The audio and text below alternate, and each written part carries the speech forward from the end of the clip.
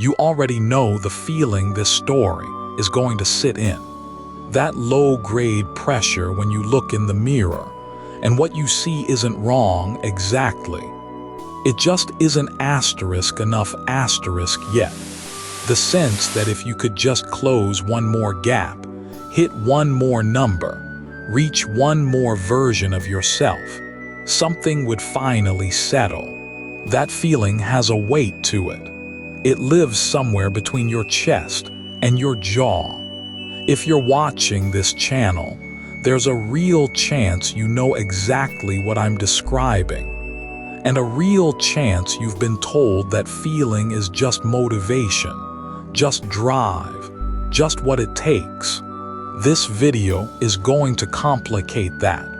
The gym smells like chalk and iron and synthetic pre-workout.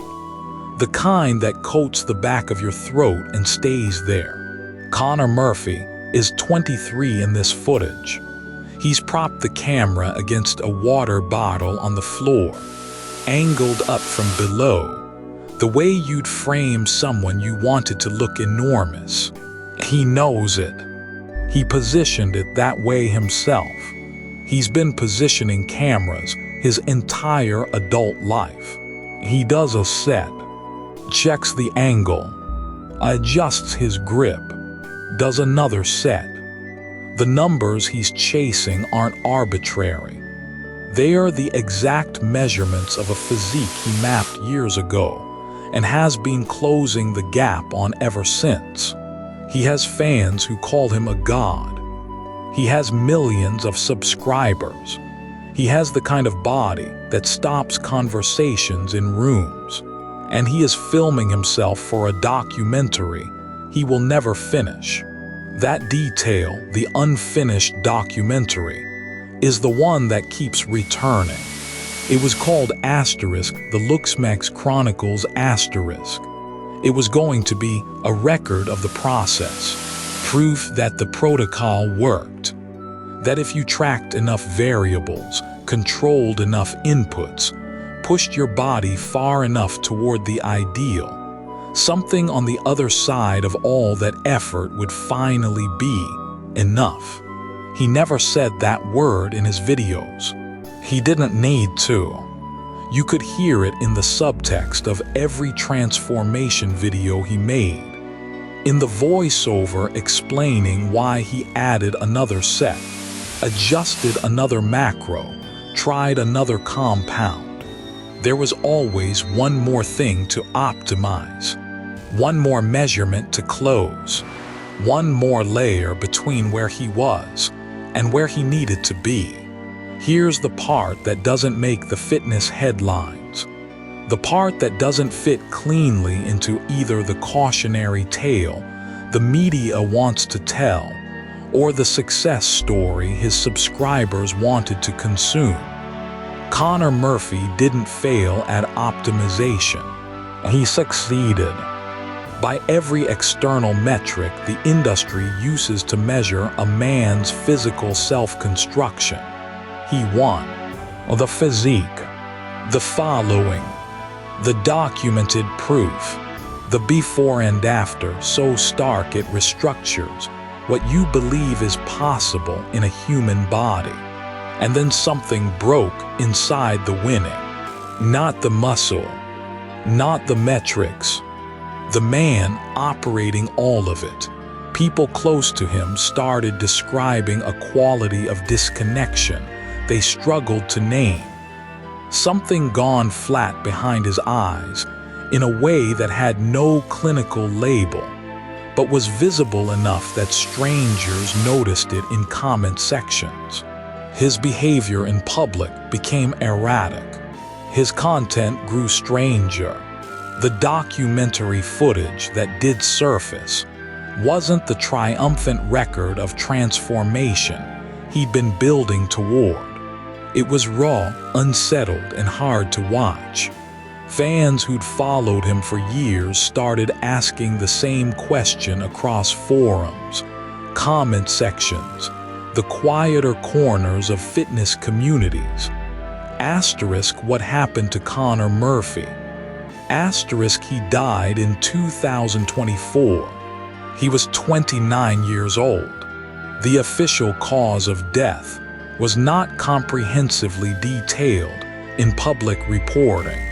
What was reported, and what the footage supports, is the shape of a young man who spent the better part of his 20s pursuing physical perfection, with a focus that left room for almost nothing else, and who arrived somewhere inside that pursuit where the gap he'd been chasing had consumed the person doing the chasing. Now here's the question I want to leave in the room with you, and I want you to notice how it lands in your body when I ask it. What exactly was Connor Murphy trying to fix? Because it wasn't his body. His body was, by every visible measure, extraordinary. Whatever he was trying to close the distance to, it wasn't in the mirror. And if you've ever felt that specific, unresolvable hunger after achieving something you worked years for, you already have a partial answer.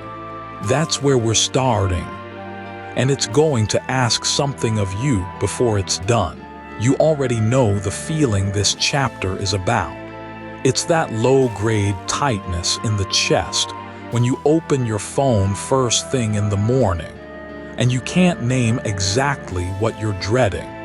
It's the exhaustion that lives just underneath the productivity, the kind that 8 hours of sleep doesn't touch. If you're watching this, there's a decent chance some part of you has been measuring yourself against something.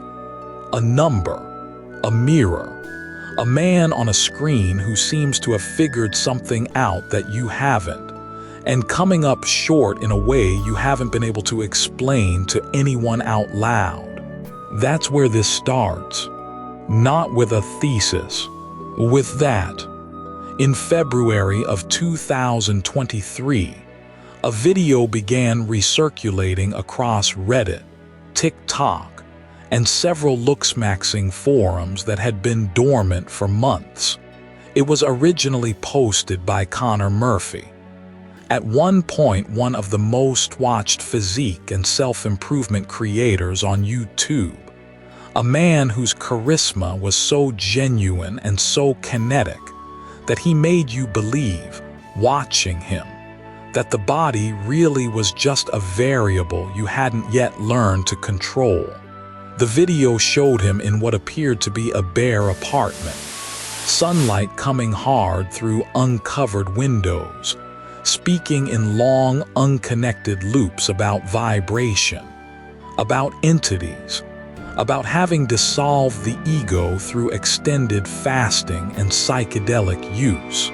His face, which had once been the proof of concept for everything he was selling, looked hollowed from the inside. His eyes had the particular quality of someone who had been awake for too long, or perhaps had stopped sleeping in the conventional sense entirely. The comment sections filled within hours. Some people laughed. Many people didn't. This is not a story about Connor Murphy losing his mind. That framing is too easy and too cruel. It is a story about what happens when the optimization loop that millions of young men are currently inside runs all the way to its logical end.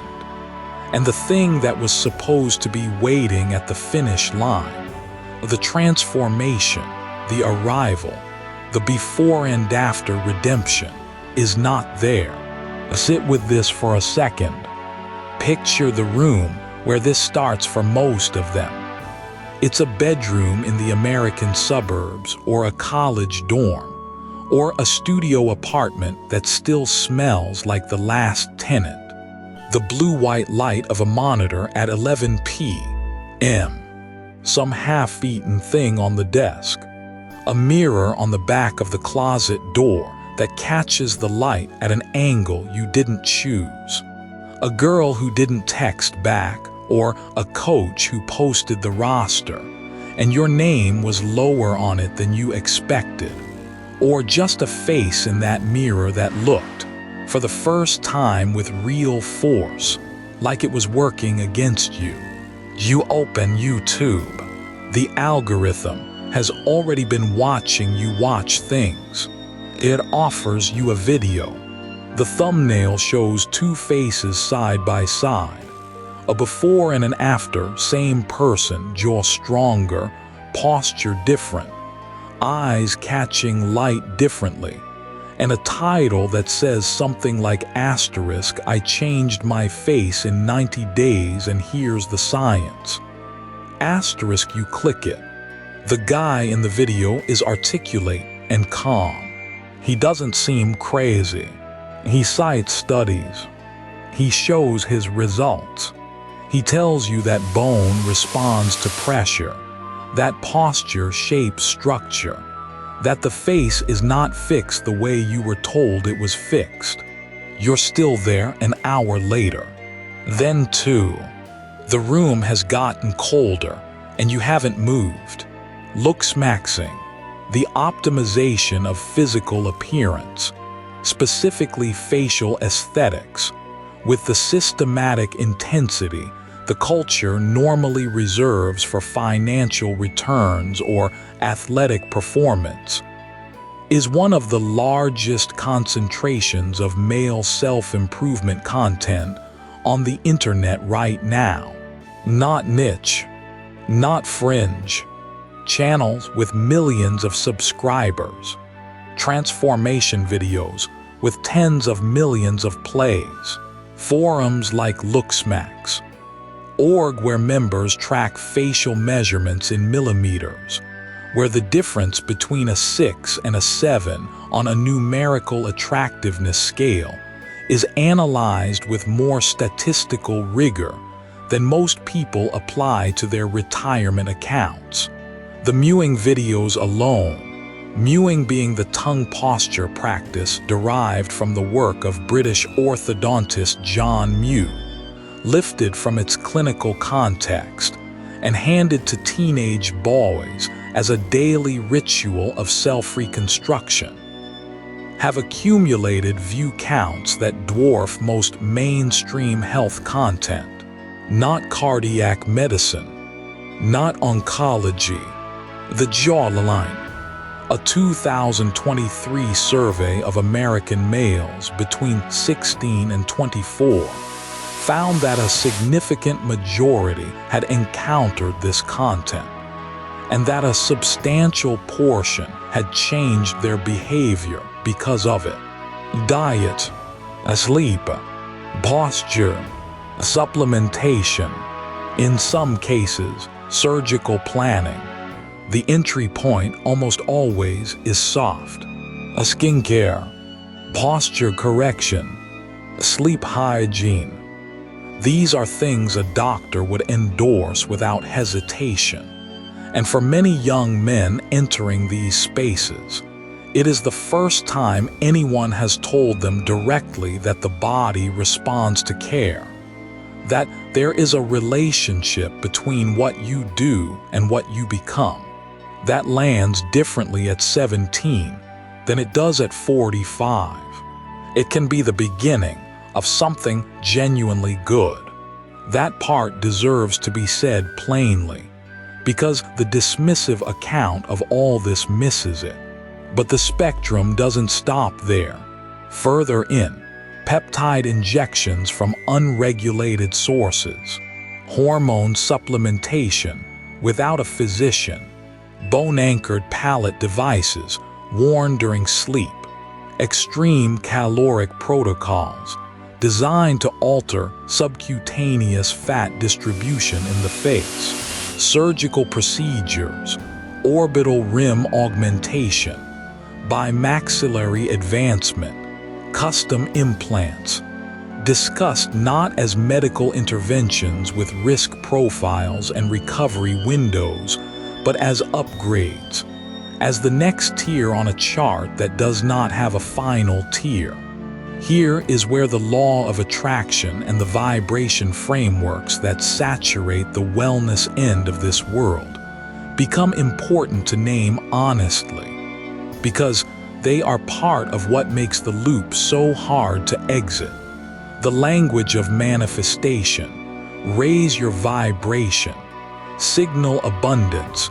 Become the version of yourself that already has what you want. Sounds on the surface like it is pointing inward, like it is finally asking the question the optimization stack avoids. Asterisk, who is doing all this work, and what do they actually need? Asterisk, and sometimes it is. Sometimes the biohacking and the breathwork and the frequency content genuinely function as tools, as ways back into the body after years of dissociation, as practices that rebuild a relationship between a man and his own nervous system. But inside Looksmaxxing culture, these frameworks often get conscripted into the same optimization loop they were supposed to interrupt. Manifesting a better jaw, vibrate at the frequency of facial symmetry, biohacking the bone structure. The inward turn becomes another variable on the chart. The self stays deferred. The arrival stays one protocol away. Connor Murphy moved through all of this. The physique content, the charisma content, the tantric and spiritual content. Each phase was, by the internal logic of the system, the next tier. Each one promised the thing the last one hadn't quite delivered. By the time that February video circulated, the bare apartment, the hard light, the eyes like a transmission from somewhere far away, he had been inside the loop, at its most accelerated speed, for the better part of a decade. There is something the forums and the channels and the transformation content structurally cannot account for, and it is this. The optimization frame requires that the target be external, a measurement, a score, a ratio, something that exists outside the man taking the measurement. As long as the target is out there, the self can stay in motion toward it. And in a culture that has made a theology of constant motion, that motion reads as seriousness, as discipline, as someone who has not given up. The man who stops is the man who settled. The man who keeps pushing is the man who cares. What this cannot hold is the person underneath the protocol, the actual, specific, irreducible human being who existed before the first photograph was taken for comparison. That person doesn't have a score. That person can't be upgraded through a supplement stack, or a surgical consult, or a change in tongue posture. That person is not a variable. And if you've been inside any version of this, not necessarily Looksmaxxing, maybe just the general ambient pressure to optimize yourself into someone more acceptable, more hireable, more lovable, more deserving of the space you take up. You already know what I'm describing. You felt it in your chest, probably. That thing underneath the productivity, underneath the routine, underneath the measurements. The part of you that has been very quietly waiting for permission to stop being a project. That feeling is not a weakness. It is not a symptom of low standards or insufficient ambition. It is the most intelligent response your body knows how to generate to a system that is asking it to run a race with no finish line. Connor Murphy ran that race further than almost anyone. The February video is not the end of his story, but it is a marker, a specific and datable moment when the gap between the system's promise and what the system can actually deliver became impossible to hide. What happened in that room, in that light, in that voice speaking in loops about entities and dissolution, is something this chapter is not finished with yet, because the question it opens is not rhetorical, and it is not comfortable. If the whole architecture rests on arrival, if the before and after is the proof, if the transformation is the point, what do you do with the men who ran the protocol perfectly and came out the other side not transformed but dissolved? Feel that land. Don't answer it yet. Just let it sit in your body where it belongs. Picture a 17-year-old boy, alone in his bedroom at 2 in the morning. The phone screen is the only light. The room smells like cold French fries and laundry left wet too long in the machine. And the house has that particular silence that falls when everyone else has gone to sleep, and you haven't. When you're the last one awake with something you can't name still moving through you. He's not on Instagram. He's on a forum.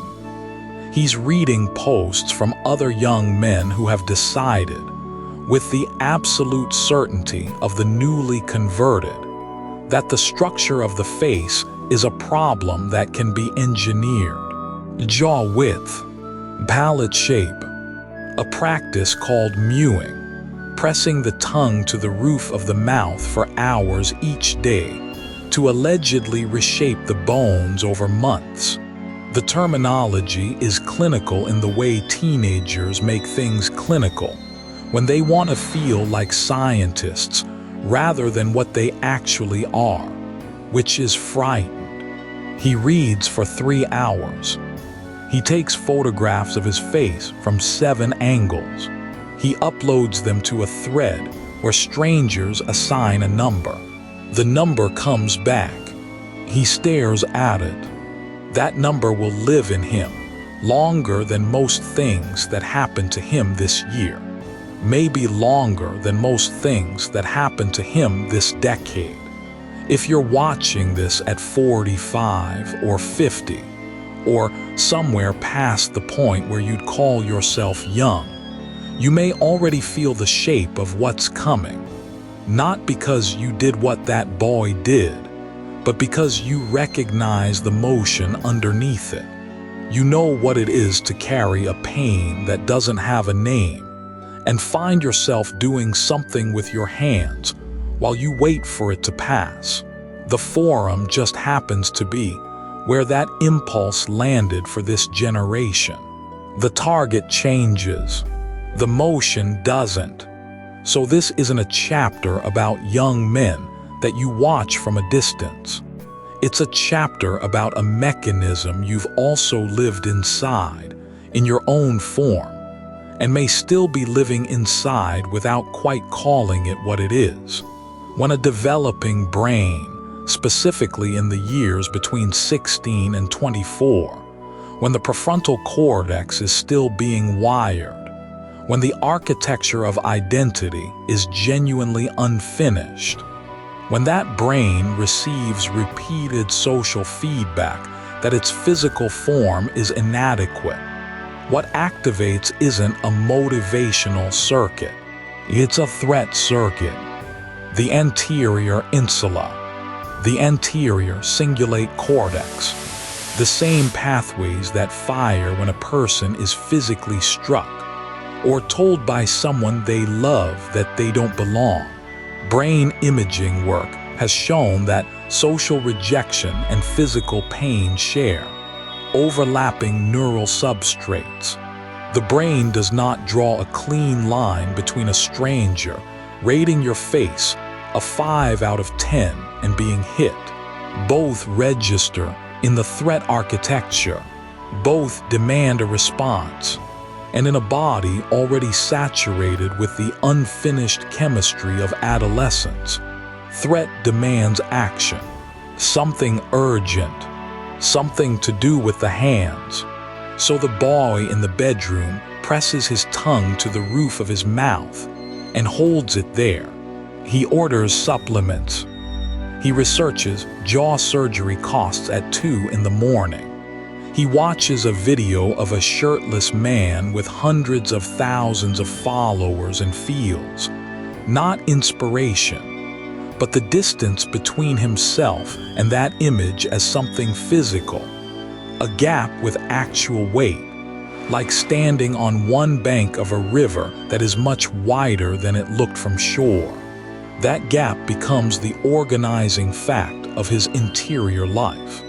Everything else arranges itself around it. The brain's comparison machinery was never designed for what the algorithm delivers. It evolved for a social world of roughly 150 people. A world where the most impressive person you'd ever encounter was someone you also knew well enough to have seen afraid or wrong or sitting with something they couldn't fix. The corrective information arrived automatically. You couldn't see the output without also seeing the failures and the bad days and the costs. The algorithm collapsed that entirely. The comparison pool is now global, curated and stripped of context. It shows you the apex of what a human face and body can look like hundreds of times a day, without any of the information that would allow the threat response brain to correctly calibrate. You never see the surgery scars. You never see the stimulant use, the eating disorders, the 3 a.m. dissociation. You see the output. And a threat response brain working without the context it evolved to require simply reads the gap between you and that output as a deficiency to be corrected. Researchers have found that higher social media use among young adults correlates significantly with elevated odds of depression and anxiety. The mechanism isn't simple exposure to other people's lives. It's relentless activation of a system that was built to detect danger and demand resolution. The brain cannot find rest because it cannot locate safety. Every time the screen comes up, the comparison loop fires.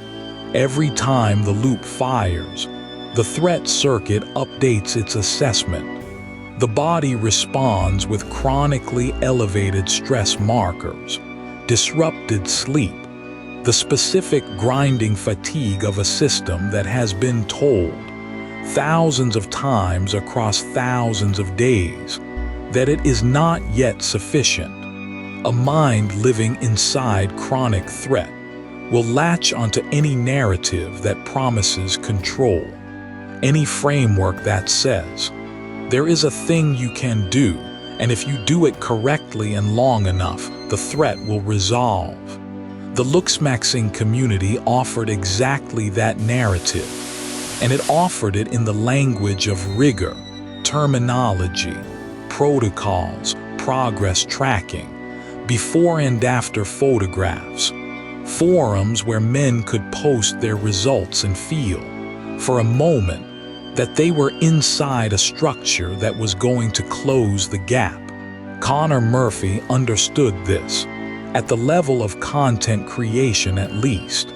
He built an audience on the promise that the gap was closable, that the right combination of effort and optimization would eventually produce a reflection the threat response brain would finally accept as safe. What he couldn't say, and what the evidence suggests he may not have consciously known, was that the threat response brain was never actually looking at the mirror. The mirror is just what's nearby when the pain surfaces.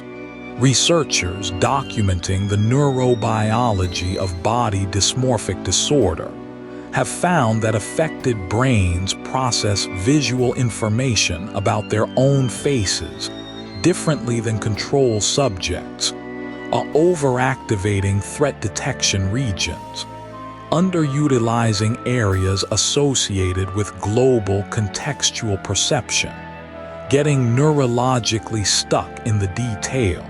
Full BDD is a clinical diagnosis, and not every young man on a Looksmaxxing forum meets that threshold. But the research illuminates a spectrum, and what the environment of algorithmic comparison combined with an adolescent threat response system appears to do is push an enormous number of young men significantly further along that spectrum than they would otherwise travel. From inside the loop, the next intervention always looks like the solution, the next protocol, the next angle, the next rating, because the thing generating the distress is not the jaw, it's the loop, and no modification to the jaw reaches the loop. The generation raised inside this system carries something in their bodies that doesn't appear in standard health metrics. It's the wear pattern of a threat response system that has been chronically overactivated, briefly soothed by a compliment or a gained follower, then reactivated by the next scroll, the next comparison, the next gap. It creates a relationship to the body that mimics care, but is not care. It looks like care from outside, the workouts, the tracking, the protocols, the discipline. But the underlying orientation is not toward the body. It is against it. The body is the problem being managed. The body is the source of the deficiency. The threat circuit keeps reporting. You may recognize that motion too, even if your version of it never involved a forum or a jaw exercise. The question the evidence keeps pressing toward is this: when does the line get crossed between caring for the body and waging war on it? And how does a person know whether they've already passed it? Because from inside the loop, care and war feel identical. They use the same gym, the same discipline, the same mirror. The difference is interior, a matter of what the effort is actually for and what it is secretly against. And here is the thing worth holding. The body keeps that record, not the mind, which is fluent in self-deception, but the body in its inflammation markers, its cortisol rhythms, its sleep architecture, in the quality of stillness or the absence of it. The body knows the difference between being nourished and being managed, between being worked and being punished. That record can be read. That distinction has a physiology, and the physiology points somewhere the algorithm never could. You've been carrying this longer than that 17-year-old has, which means the record in your body is longer, and the question lands with more weight. It's worth knowing what you're actually looking at when you look in the mirror, not what's there. What you're doing when you look. You already know something is wrong before you can explain it. You have watched enough of these videos, the physique checks, the meal prep walkthroughs, the morning routine content filmed in the blue-gray light before anyone else is awake. And somewhere in the watching, something started to feel off. Not wrong in an obvious way. Wrong the way a smell is wrong before you can identify the source. You kept watching anyway because the effort was real. The results were visible, and the voice telling you to optimize yourself was confident enough to make doubt feel like weakness. That feeling deserves to be taken seriously before anything else. Connor Murphy uploaded a video in the mid-2010 that generated millions of views in 72 hours. He was standing shirtless in a public space, a street, a mall, somewhere with foot traffic and strangers. And he was removing his shirt not for shock value, but for attention in a very specific register. The response from women was what the camera was there to capture. The response from men watching at home was something the camera could not capture, but was entirely the point. He was large. He was lean. His face was symmetrical. His delivery was easy, and the implicit argument of the video was simple. This is what the work produces, not just the body, the access, the ease, the way people respond to you when you have done the thing correctly. The comments filled with men asking what he ate, how he trained, how many hours, what supplements, what was the program. The question underneath all of those questions, the one nobody was asking directly was, will it work for me? Not just for my body, for whatever I am hoping the body will solve. That is where the story actually begins, not with the later videos, when the content shifted and the behavior became harder to explain away. Not with the moment the platform consensus shifted from admiration to concern.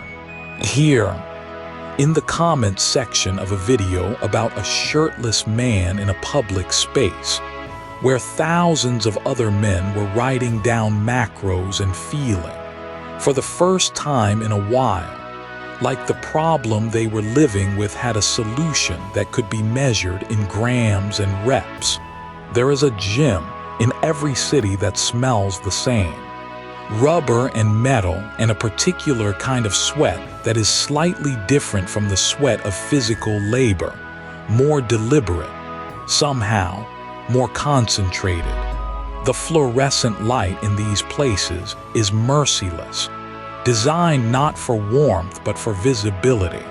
You can see everything, every vein, every asymmetry, every part of the body that is not yet what it is supposed to be. Men stand in front of mirrors in this light for a long time, not admiring, assessing. There is a difference, and if you have spent serious time in these spaces, you already know what the difference feels like. Admiration is warm, assessment is cold, and it does not end. What researchers who study compulsive behavior in these environments have documented, not as an edge case but as a consistent pattern, is that a meaningful portion of the men standing in that light are not experiencing the body they have. They are experiencing the gap between the body they have and the body the project requires. And the gap does not close, not because the training is insufficient, because closing it was never actually what the project was for. The clinical name for one version of this is muscle dysmorphia.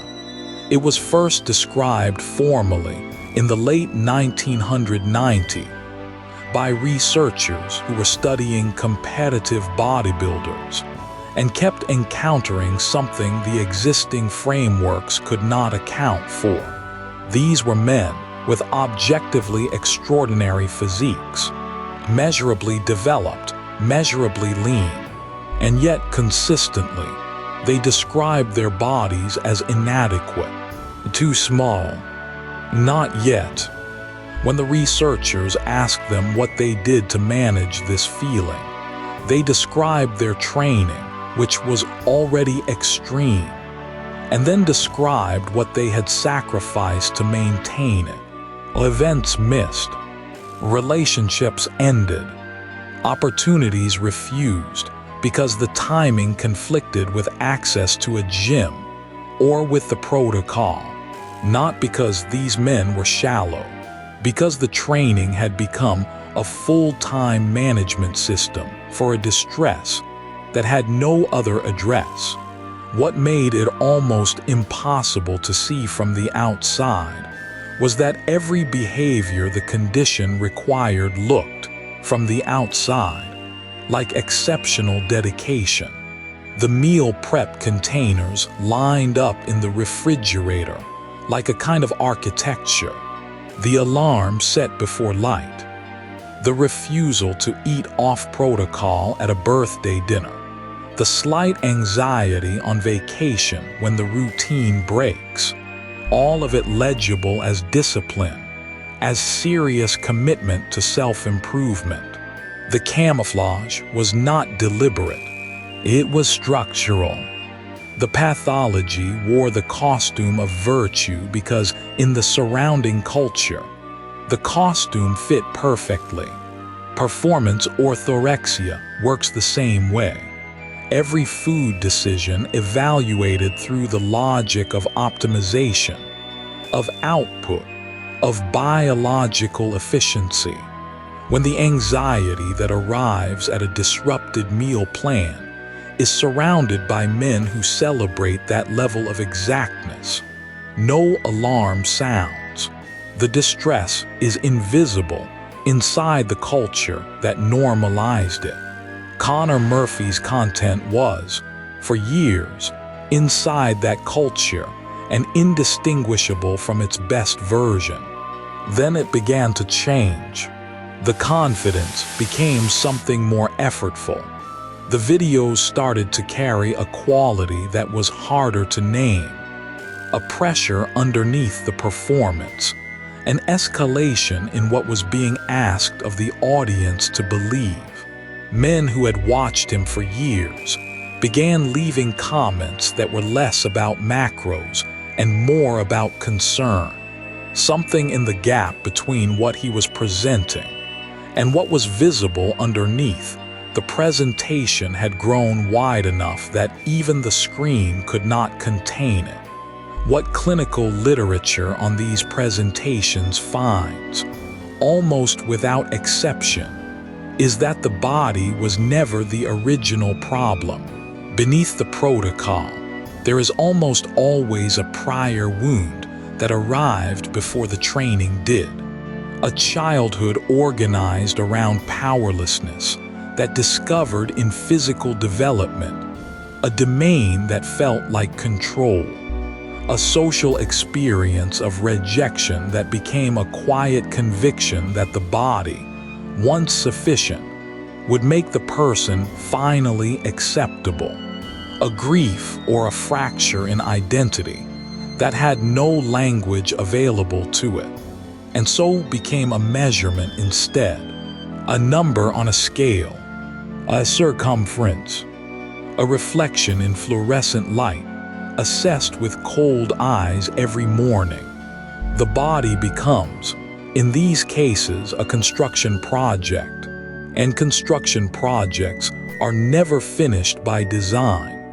The goalpost moves not because the person is irrational, but because the goal was never the body. The body was the proxy, and proxies for interior pain require escalating investment to produce returns that keep diminishing, because the investment is going to the wrong address. This is what the comment section in those early videos could not see. Neither could the men rioting down the macros.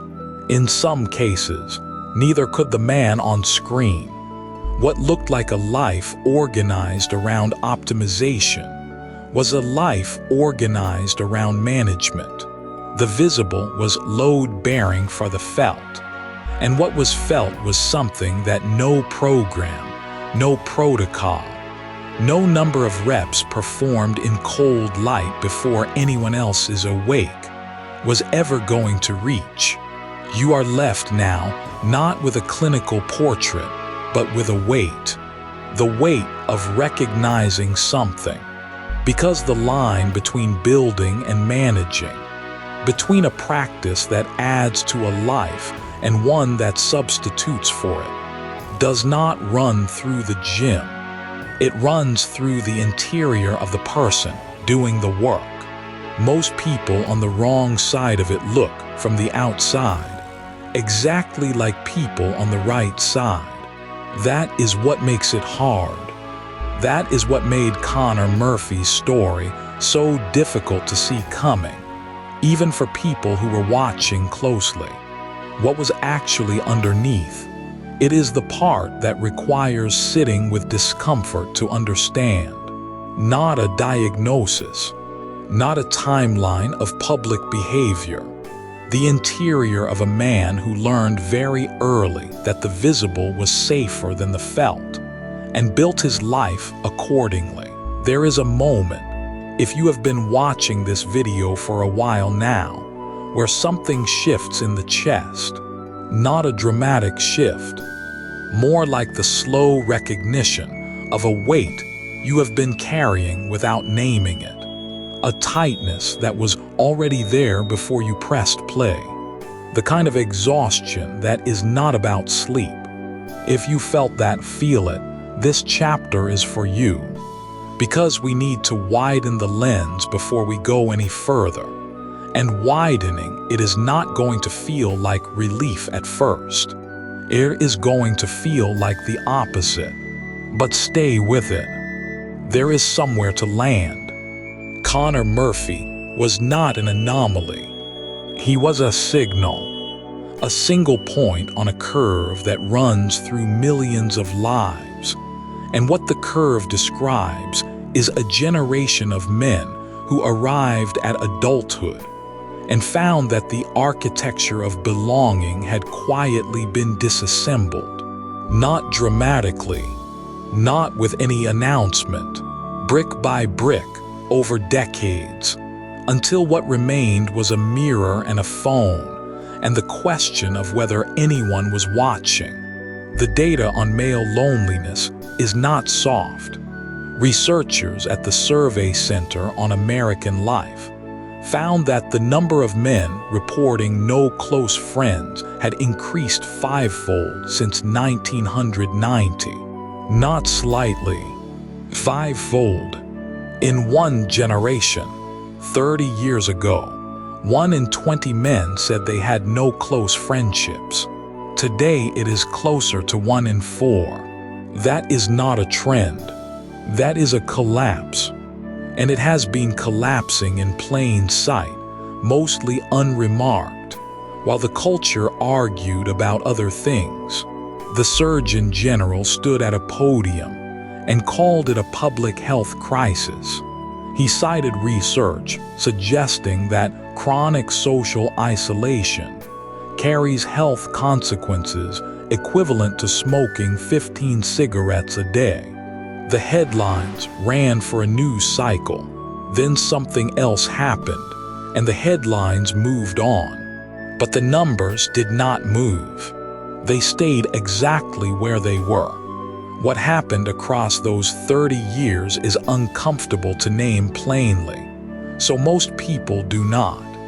The rituals that used to produce male belonging, the service, the union hall, the religious community, the neighborhood where you knew every man on the block by name, did not simply decline. They were replaced by nothing. Or rather, they were replaced by a market that offered products where there used to be belonging, content where there used to be gathering, a curated image where there used to be a shared story. A man used to become real to other men through what he did, what he built, what he survived. The confirmation was collective. You were seen by people who had eaten at your table, who would pick up at an inconvenient hour if you called. That web of recognition, imperfect, often unspoken, worn thin in places, was what held a man's sense of self in place when everything else shifted. Remove the web, and the self still needs something to hold. What the mirror offers, in the absence of everything else, is control. And that is the mechanism behind what we have been watching in this video. The one that no profile piece has fully named. It is not vanity in the old sense. It is something closer to a survival response. A man reaching for the one variable that still feels responsive to effort.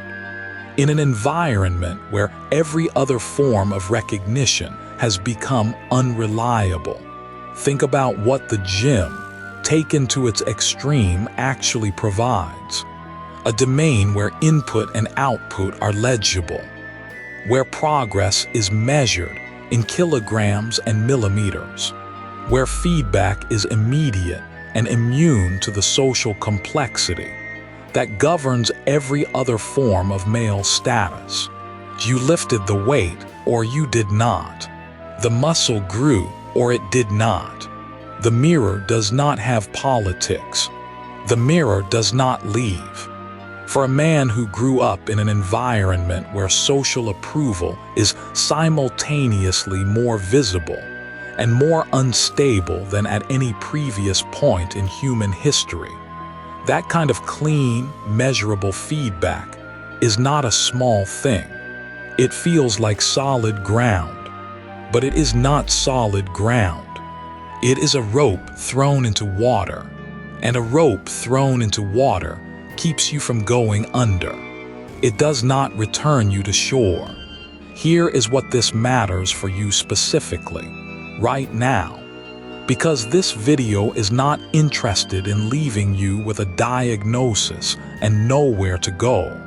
The men caught deepest in this cycle, the ones for whom the mirror became the primary relationship with the world, they were not weak.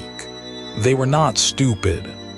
They were responding rationally to an irrational environment, and they were doing it without any tools that could have redirected that energy. The optimization instinct is real, and it is useful. The drive to build, to measure, to improve, that is not the problem. The problem is when it has nowhere to go except inward, in circles, getting smaller. The work of redirecting it is not complicated, but it is uncomfortable in a different way than lifting is uncomfortable.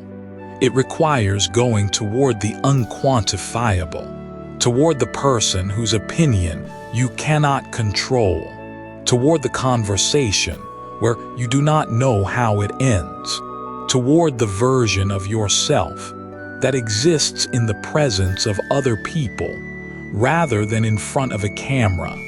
This is where the actual leverage is. Not in abandoning the discipline, keep the discipline, but in pointing it outward, towards something outside the mirror. The research on this is not ambiguous. Men who build and maintain even a small number of genuine close friendships show measurably different outcomes across almost every dimension that matters. Physical health, mental health, longevity, the capacity to withstand the inevitable periods when life does not cooperate. Your nervous system knows the difference between being seen and being viewed, between connection and performance, between the warmth of a room where someone is actually glad you walked in and the cold light of a screen showing you your own reflection. You already know this. You have known it. The tightness in the chest at the beginning of this chapter, that was not random. That was the part of you that still has the map, even if the territory around it has changed. Connor Murphy reached a point where his body was the project, and the project had consumed the project manager. And he did not reach that point in isolation from the rest of his generation. He reached it at the center of a gravitational field that was pulling in the same direction on millions of other men at the same time. No one handed them a new map when the old one stopped working. No one called a meeting. But you are watching this video, which means somewhere in you, the part that is still looking for the meeting showed up. That part is the right part to listen to. What happened in the final chapter of Connor Murphy's documented life? The last months, when a man who had built everything around physical optimization encountered the specific thing that optimization could not fix. That account is where we go next, not to end on darkness, but because what it reveals about where this cycle terminates, if nothing interrupts it, is the clearest argument there is for interrupting it. And that argument belongs to you. You already know something is off when a man starts filming himself differently. Not the way Connor Murphy had always filmed himself. Chest out, jaw set. The easy confidence of someone who had learned early that the camera rewards certainty. This was different. People who knew him describe it in fragments. The way you describe something you saw but didn't fully understand until later. A project. Personal. More honest than anything he'd posted before. A documentary, shot in the months leading up to his hospitalization, that never found its ending. Sit with that for a moment, because if you're in your 40s or 50s and you've ever had the feeling that the version of yourself the world knows isn't quite the version doing the actual living, you already understand more about what Connor was attempting than most of the coverage ever gave him credit for. The footage may never surface in any coherent form, but it existed. Multiple people close to him confirmed it. And the act of making it, turning a camera on himself with genuine intent, not calculated display, seemed to coincide with the period in which everything started to come apart at the seams. There's a specific quality to late-stage exhaustion that doesn't announce itself the way people expect. It doesn't arrive with trembling hands or obvious distress. What it looks like, if you know what to look for, is a kind of flatness settling in behind the eyes while the surface continues to function. The machinery still running, the routine still executing, and somewhere underneath the performance, something vital quietly deciding it can't keep pace. Go back and watch Connor's last few videos before the hospitalization. Not the content. That's almost beside the point. Watch the pauses. Watch the way he moves through a sentence and then seems to arrive somewhere he didn't intend, and then quietly recalibrates. Watch the moments where something that once came without effort, the ease, the presence, the sense of a man genuinely inhabiting his own image, now requires a small, visible gathering of will, like a sound you feel more than hear. Low frequency, persistent. These are not small things, if you know the register.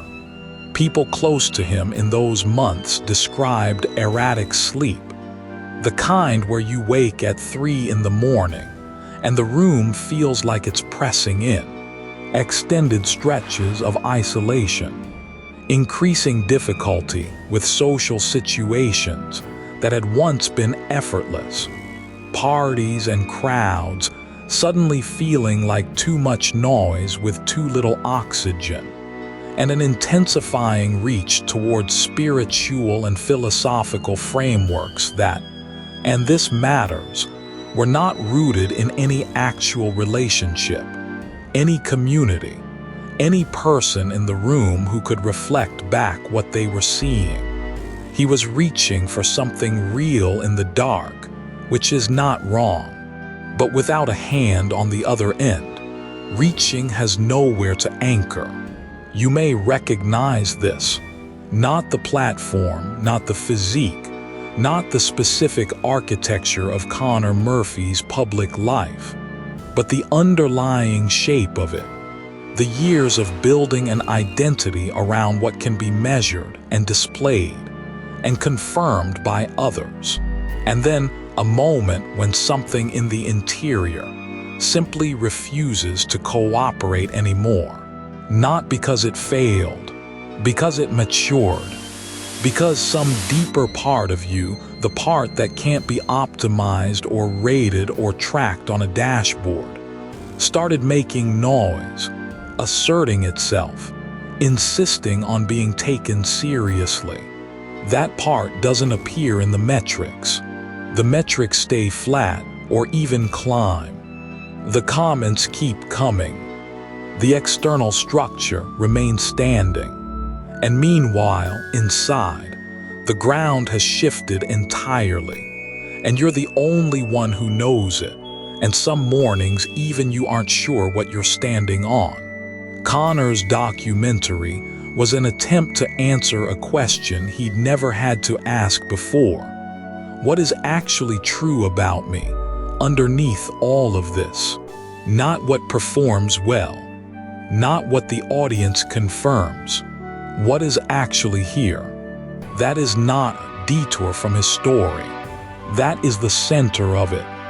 The last months of his public life, taken together, read slowly, show a man in the process of becoming real to himself, less certain, less polished, more fragile in the ways that human beings are actually fragile, which is not the same as weak, more genuinely present than he may have been at any point in his visible adult life.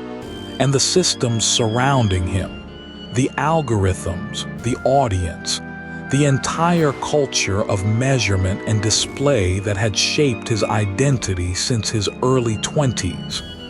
None of it was built to receive that version of him. None of it knew what to do with a man who had questions instead of answers, who was searching instead of demonstrating, who needed witness rather than more optimization. The culture rewarded the other version, the one with the body that proved something, the one who could tell you what to eat, how to train, what your face could become if you were disciplined enough. That version was legible to the machinery. The version emerging in those last months, confused, searching, making a documentary that asked something the culture had never thought to ask. That version had no audience. What does it cost in the end to build yourself into something? Not a rhetorical question. A real one with weight to it, with temperature. The kind that sits in the chest rather than the head. The kind that tends to arrive, if it arrives at all, somewhere in your 40s, in the quiet after the doing, when the thing you built is standing and you're standing next to it, and you're trying to remember what you were trying to prove. Connor Murphy's story is tragic. It is also not random. It follows a shape that the culture around physical optimization has been quietly producing for years, and mostly declining to examine, because examining it would require asking what the optimization was actually for. A culture that measures everything measurable, and then stops asking about the things that resist measurement. That built in the body of one man something genuinely impressive, and then had no language for the human being living inside it. The documentary was his attempt to find that language, alone, without adequate support, in the months before the ground gave way. What he was reaching for, what that searching, that sleeplessness, that philosophical grasping in the dark was actually oriented toward, was the same thing most men in their 40s and 50s are quietly oriented toward, whether they name it or not. Not more performance, not better metrics, something that feels like it's actually yours, something that holds when the audience leaves and the camera is off and the room is just a room. That search doesn't make him a cautionary tale. It makes him recognizable. And if you feel the weight of that recognition somewhere in your chest right now, that's not a coincidence, and it's not nothing. That's where this actually begins. Here is what nobody tells you when they hand you the protocol.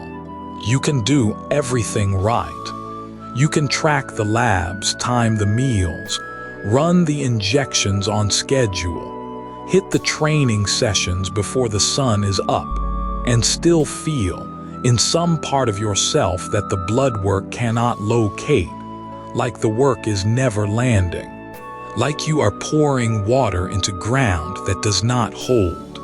If you are reading this past 45, you probably know that feeling, not necessarily from a needle or a supplement stack, maybe from the diet you started after the doctor's visit that scared you, maybe from the fitness tracker you wore faithfully for 8 months, maybe from the version of yourself you were absolutely certain was just one more effort away. And then you got there, or close enough, and something in you moved the line again. That experience, the line that keeps moving, is not a character flaw. It is a pattern. And it has a mechanism behind it that is worth understanding. Because once you see it clearly, something in the relentlessness of it tends to loosen. Connor Murphy is where we have been circling. A man with a body that by any visible measure was the finished product. The thing people spend years chasing. Who was, by every account that emerged later, coming apart from the inside. Not slowly and then suddenly, but steadily, in a way that his training logs and his supplement timing and his video metrics could not detect, because none of those instruments were measuring the right thing. The right thing was not his testosterone level. It was the relationship between Connor Murphy and Connor Murphy.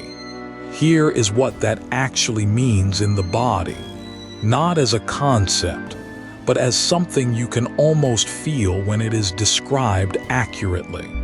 Think of a morning where you wake up and before your feet hit the floor there is already something tight in the chest. Not panic, not grief, just a low, persistent pressure, like a hand pressing down from inside. The room is cool. The light through the curtains is gray and ordinary, and nothing has happened yet, but something in you is already bracing. You may have had mornings like this. Many people past 45 have had stretches of them, weeks of them, the residue of years that asked more than they gave back. That tightness is not just a feeling. It has a chemical address.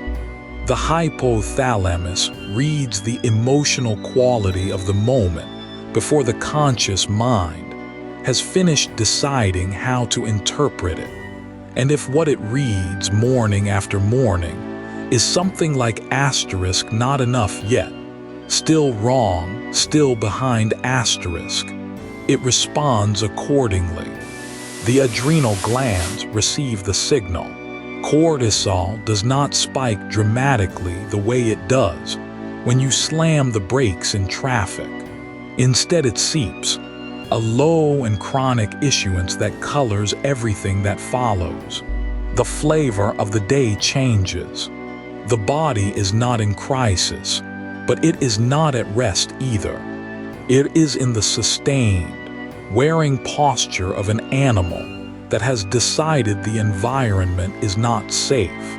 Now place a protocol inside that body, a caloric deficit that requires discipline at every meal, an injectable compound that suppresses the body's own hormonal production to substitute an artificial one. a peptide that pushes growth hormone release through the night, a pre-workout stimulant that sharpens the edge of the morning session, a sleep supplement at night because the stimulant has roughed up the architecture of sleep.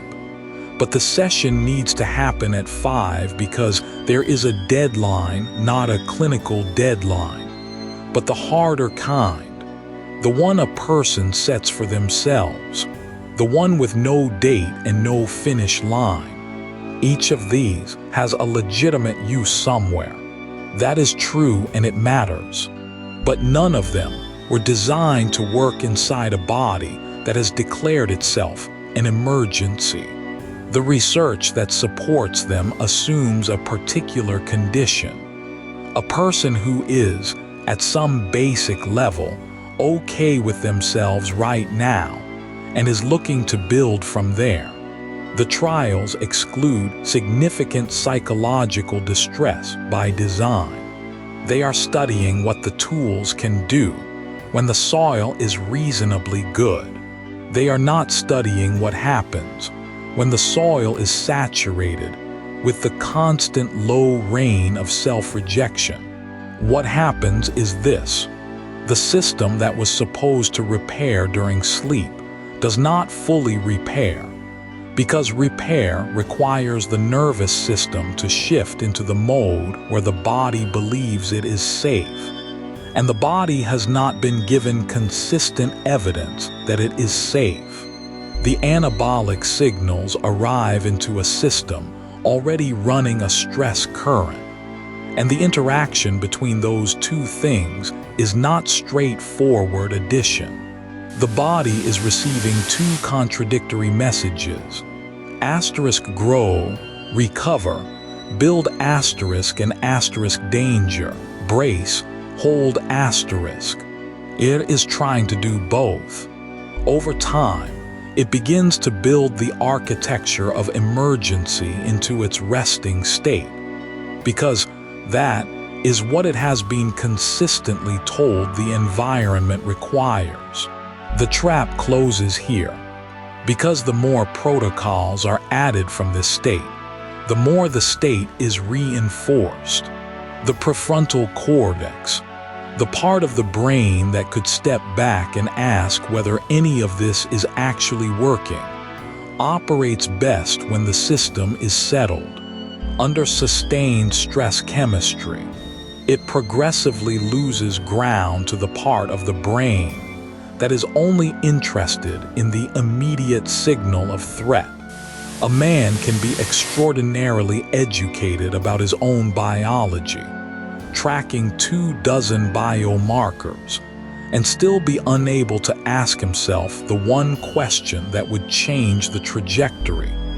Not because he lacks intelligence, but because the system that would generate that question has been slowly undermined by the very war he is fighting against himself.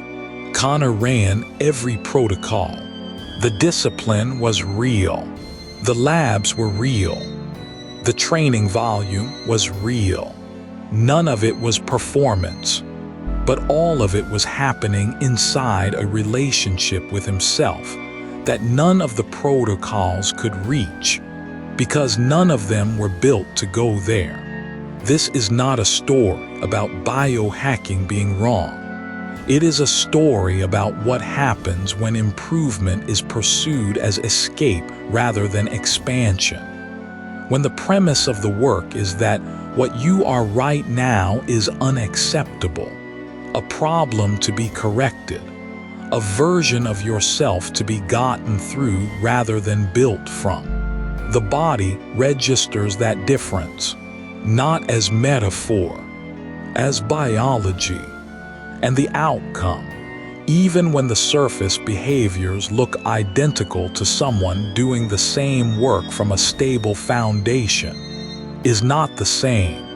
The prerequisite that the optimization world tends not to name, because it does not make a clean visual and it resists being turned into a protocol, is something closer to a willingness to be present with what you are right now as the actual ground of the work, not satisfaction with stagnation, not giving up, but a kind of basic okayness, a recognition that you are not an emergency, that the body you are working with is not the enemy, that growth built on that ground goes somewhere different than growth built on rejection.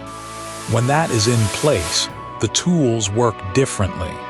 The sleep lands. The training accumulates.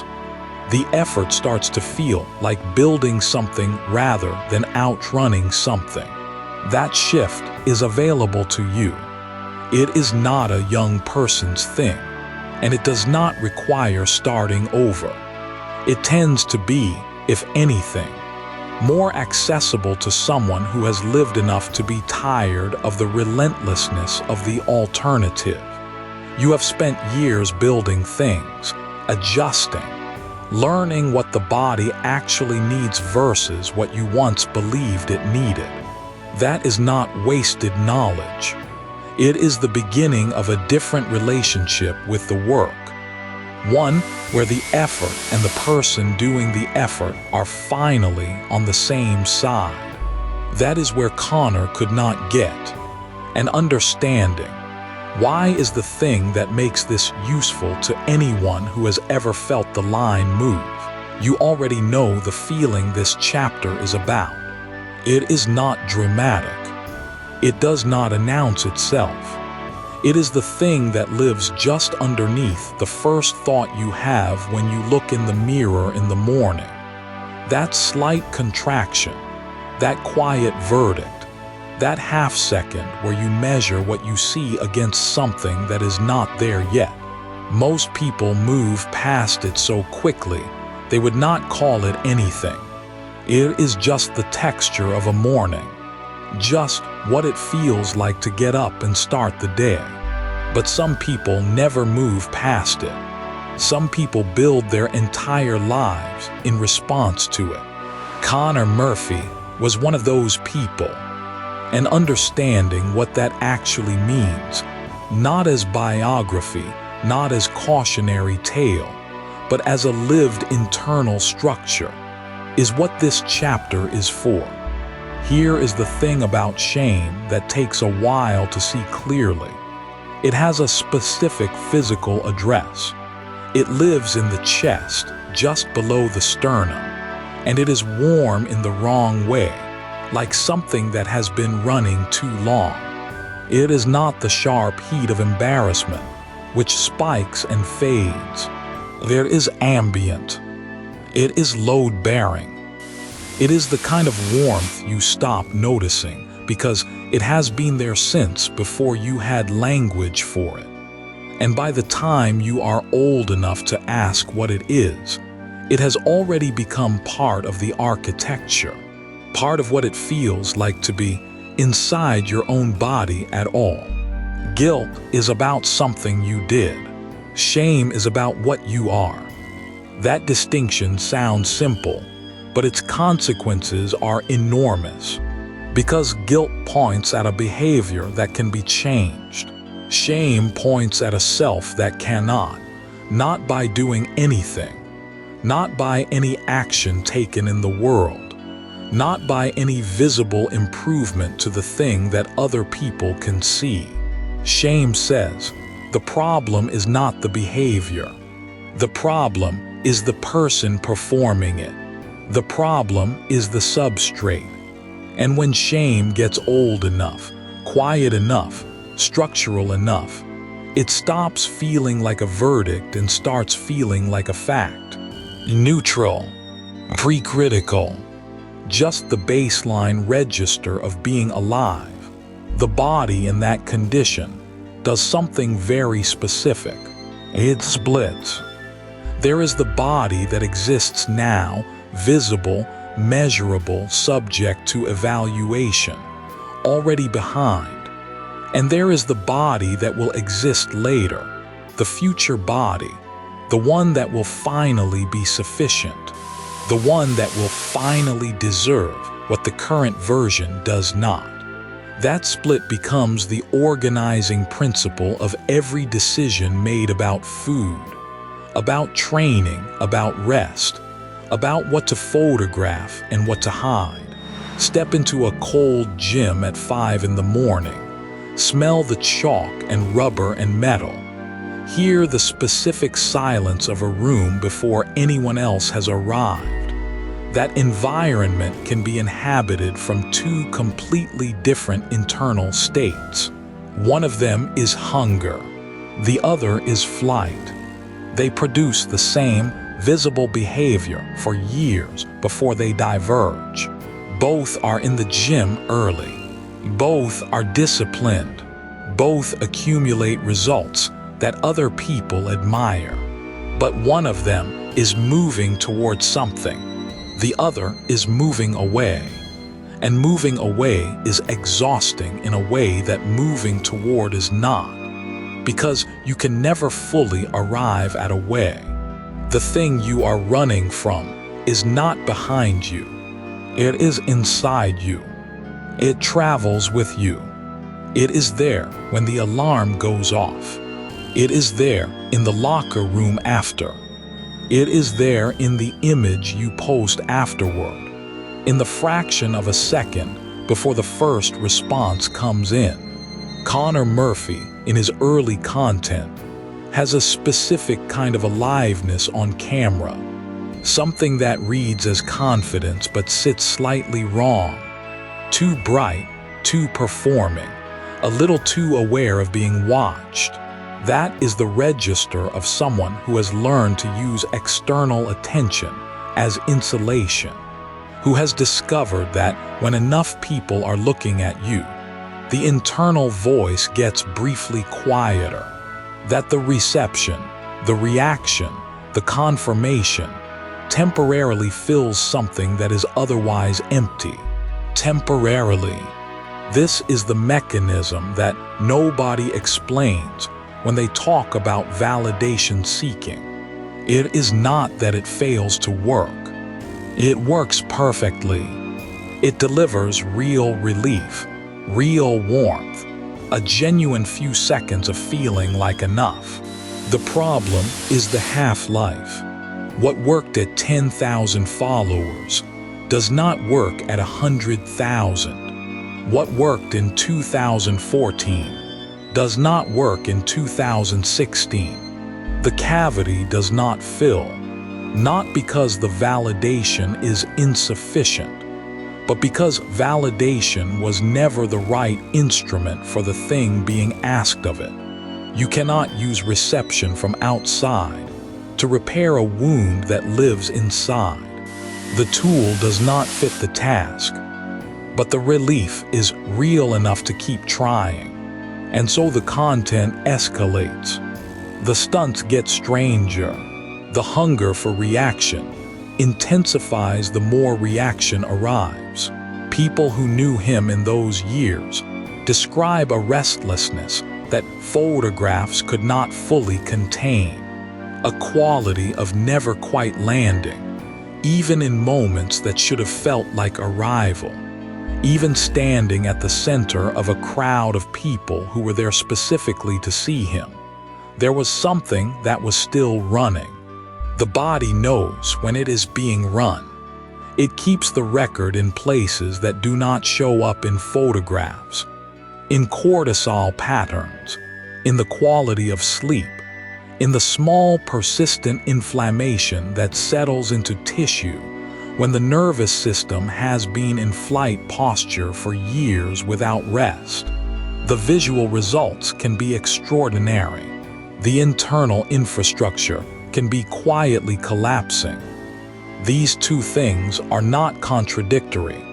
They happen simultaneously, in the same body, in the same gym, in the same photographs that everyone else looks at and calls goals.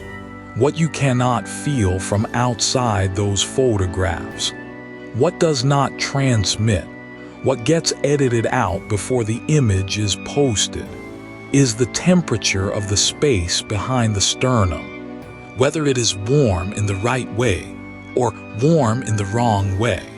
Whether the discipline is pointed towards something or away from something. Whether the body being built is a home or a defense. That difference does not stay internal forever. It accumulates. It compounds. It eventually becomes visible in the ways that matter. What it becomes is what comes next. There is something you have been carrying longer than you can name. Not a belief exactly, more like a pressure.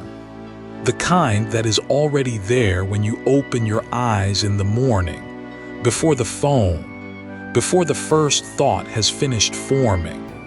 A low hum underneath everything that says you are behind. That whatever you did yesterday wasn't quite enough. That the version of you standing in front of the mirror right now still doesn't clear the bar. You know that feeling. You have probably been living inside it so long that it stopped registering as a feeling and started registering as just how things are. It has a chemical address. Connor Murphy was one of the most visually optimized human beings on the platform. We documented it earlier in this arc. The physique, the followers, the protocols, the fracture.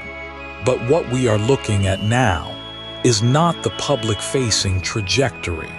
It is what was happening underneath it, at the level of tissue, at the level of the nervous system. Across the years that the external performance looked like success, because something was breaking, and it wasn't his training split. The body he was building existed inside an internal environment of chronic insufficiency. Not a bad week, not an off-season, a continuous signal running through every session, every meal, every comparison, every mirror that said, "Not there yet. The gap is still unacceptable. What you are right now is not enough." That signal is not a metaphor. It is a real input to a real system, and the system responds to it the way it was designed to. The nervous system does not have a category for existential dissatisfaction. It has one category, threat. And when threat is perceived, whether it is a man with a weapon or a reflection that hands down a quiet verdict against you, the cascade is the same. Adrenaline first, heart rate up, pupils dilated, everything sharpened. Then, if the threat doesn't resolve, and a war against one's own image never resolves, because the standard keeps moving, cortisol enters. Not the short spike that pulls you through a crisis and then clears. The low, grinding, chronic elevation that settles into the baseline and doesn't come back down because the signal that generates it is still running. Think about what that actually feels like in a body. The jaw that never fully unclenches.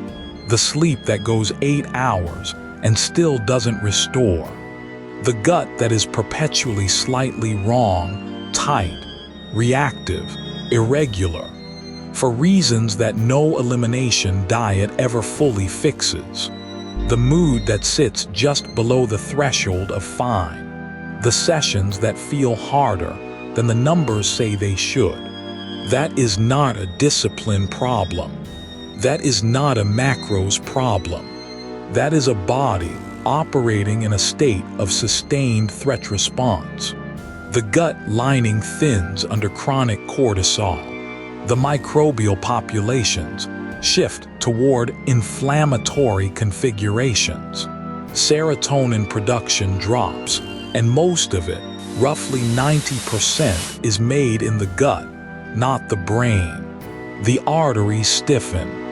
Resting heart rate climbs. In the brain, the prefrontal cortex, the region that holds impulse regulation, emotional discrimination, the capacity to weigh consequence, begins to lose structural complexity. The hippocampus, which modulates the stress response itself, shrinks. Not all at once. Not in any way you would feel on a given Tuesday, but over years of running the same internal signal. The architecture of the system changes in the direction of something that is perpetually bracing. And then there is what happens at the cellular level. The chronic stress response activates the same molecular machinery the body uses when it is genuinely wounded. The same inflammatory signaling that floods a tissue after an injury, that surges during an infection. Except here, there is no wound closing. There is no pathogen being cleared. The signaling runs because the organism believes its environment is hostile and it needs to stay defended. And so it does, year after year, slowly degrading the vascular walls, accelerating cellular aging, wearing down the borders between systems that should stay firm. Connor Murphy was tracking his sleep. He was timing his nutrition. He was doing everything the optimization culture said to do. And the optimization culture had nothing, not a single protocol, that addressed what was actually generating the disruption. Because every intervention in that world operates at the level of the body, and the source of the disruption was upstream of the body. It lived in the frequency the body was being asked to run inside of continuously as its default condition. That is the thing Looksmaxxing at its extreme edge cannot see. The entire logic is that if the exterior result becomes perfect enough, the internal signal will finally change. If the body fat comes down far enough, if the symmetry improves enough, if the comparison lands in your favor enough times, eventually the pressure eases. But the internal signal is not reading the external result. It is reading the emotional state underneath the pursuit. And the emotional state underneath the pursuit was, I am insufficient. This must be fixed. What I am right now is not acceptable. That state, running through a body for years, produces a physiology of siege. Not occasionally, not during hard periods, as the ground condition, the thing the whole system is saturated in. There is a term in research physiology, allostatic load, that refers to the accumulated biological cost of chronic stress. The allostatic load carried by someone who has been at war with their own image for a decade, regardless of how clean their blood work appears, regardless of how precise their protocol looks, is staggering. Because the war does not take rest days. The mirror is always available. The comparison is always one scroll away. The gap between what you are and what you are supposed to be is always measurable. The threat is always present. The body cannot tell the difference between a threat in the field and a verdict handed down by a reflection. It only knows the threat has not stopped. So here is what stays with you once you understand this. The peace you cannot unfeel once you feel it. Every protocol that begins anywhere other than the internal state is not wrong. Some of it is genuinely useful, but it is building on ground that is still generating the signal. The exterior optimizes. The metrics improve. The numbers move in the right direction. And the whole time underneath it, the real output is accumulating. Slower than the gains, quieter than any measurement you are tracking. But it is compounding, the same way the gains compound, except in the other direction. If the internal state is the actual source of the signal, then where does a real upgrade actually begin? That is not a rhetorical question. There is a specific answer, and it is not abstract, and it is not soft, and everything in this arc has been moving toward it. There is a moment most men in this space never talk about. Not the bad days. The bad days are easy to name. The moment I mean is quieter than that. It happens after a good day. After the training was clean, the sleep was deep, the numbers came back where you wanted them. You are standing somewhere ordinary, a kitchen, a bathroom, a parking lot, and instead of feeling finished, you feel like you forgot something, like there is still something unresolved that you cannot quite locate.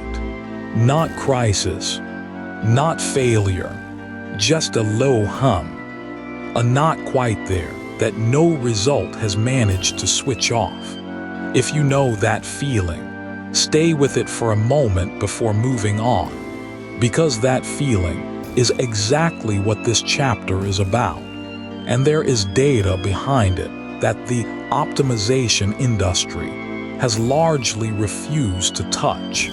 At Ohio State, researchers gave two groups of people identical wounds, small, deliberate, controlled. Then they measured how fast each group healed.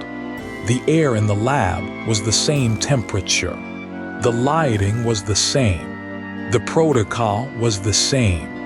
What differed was invisible, a quality in the participants themselves that you couldn't see or smell or touch, but that showed up undeniably in millimeters and days and blood work. The people who carried a stable, coherent, affirming sense of who they were healed measurably faster, not as a trend, as a finding.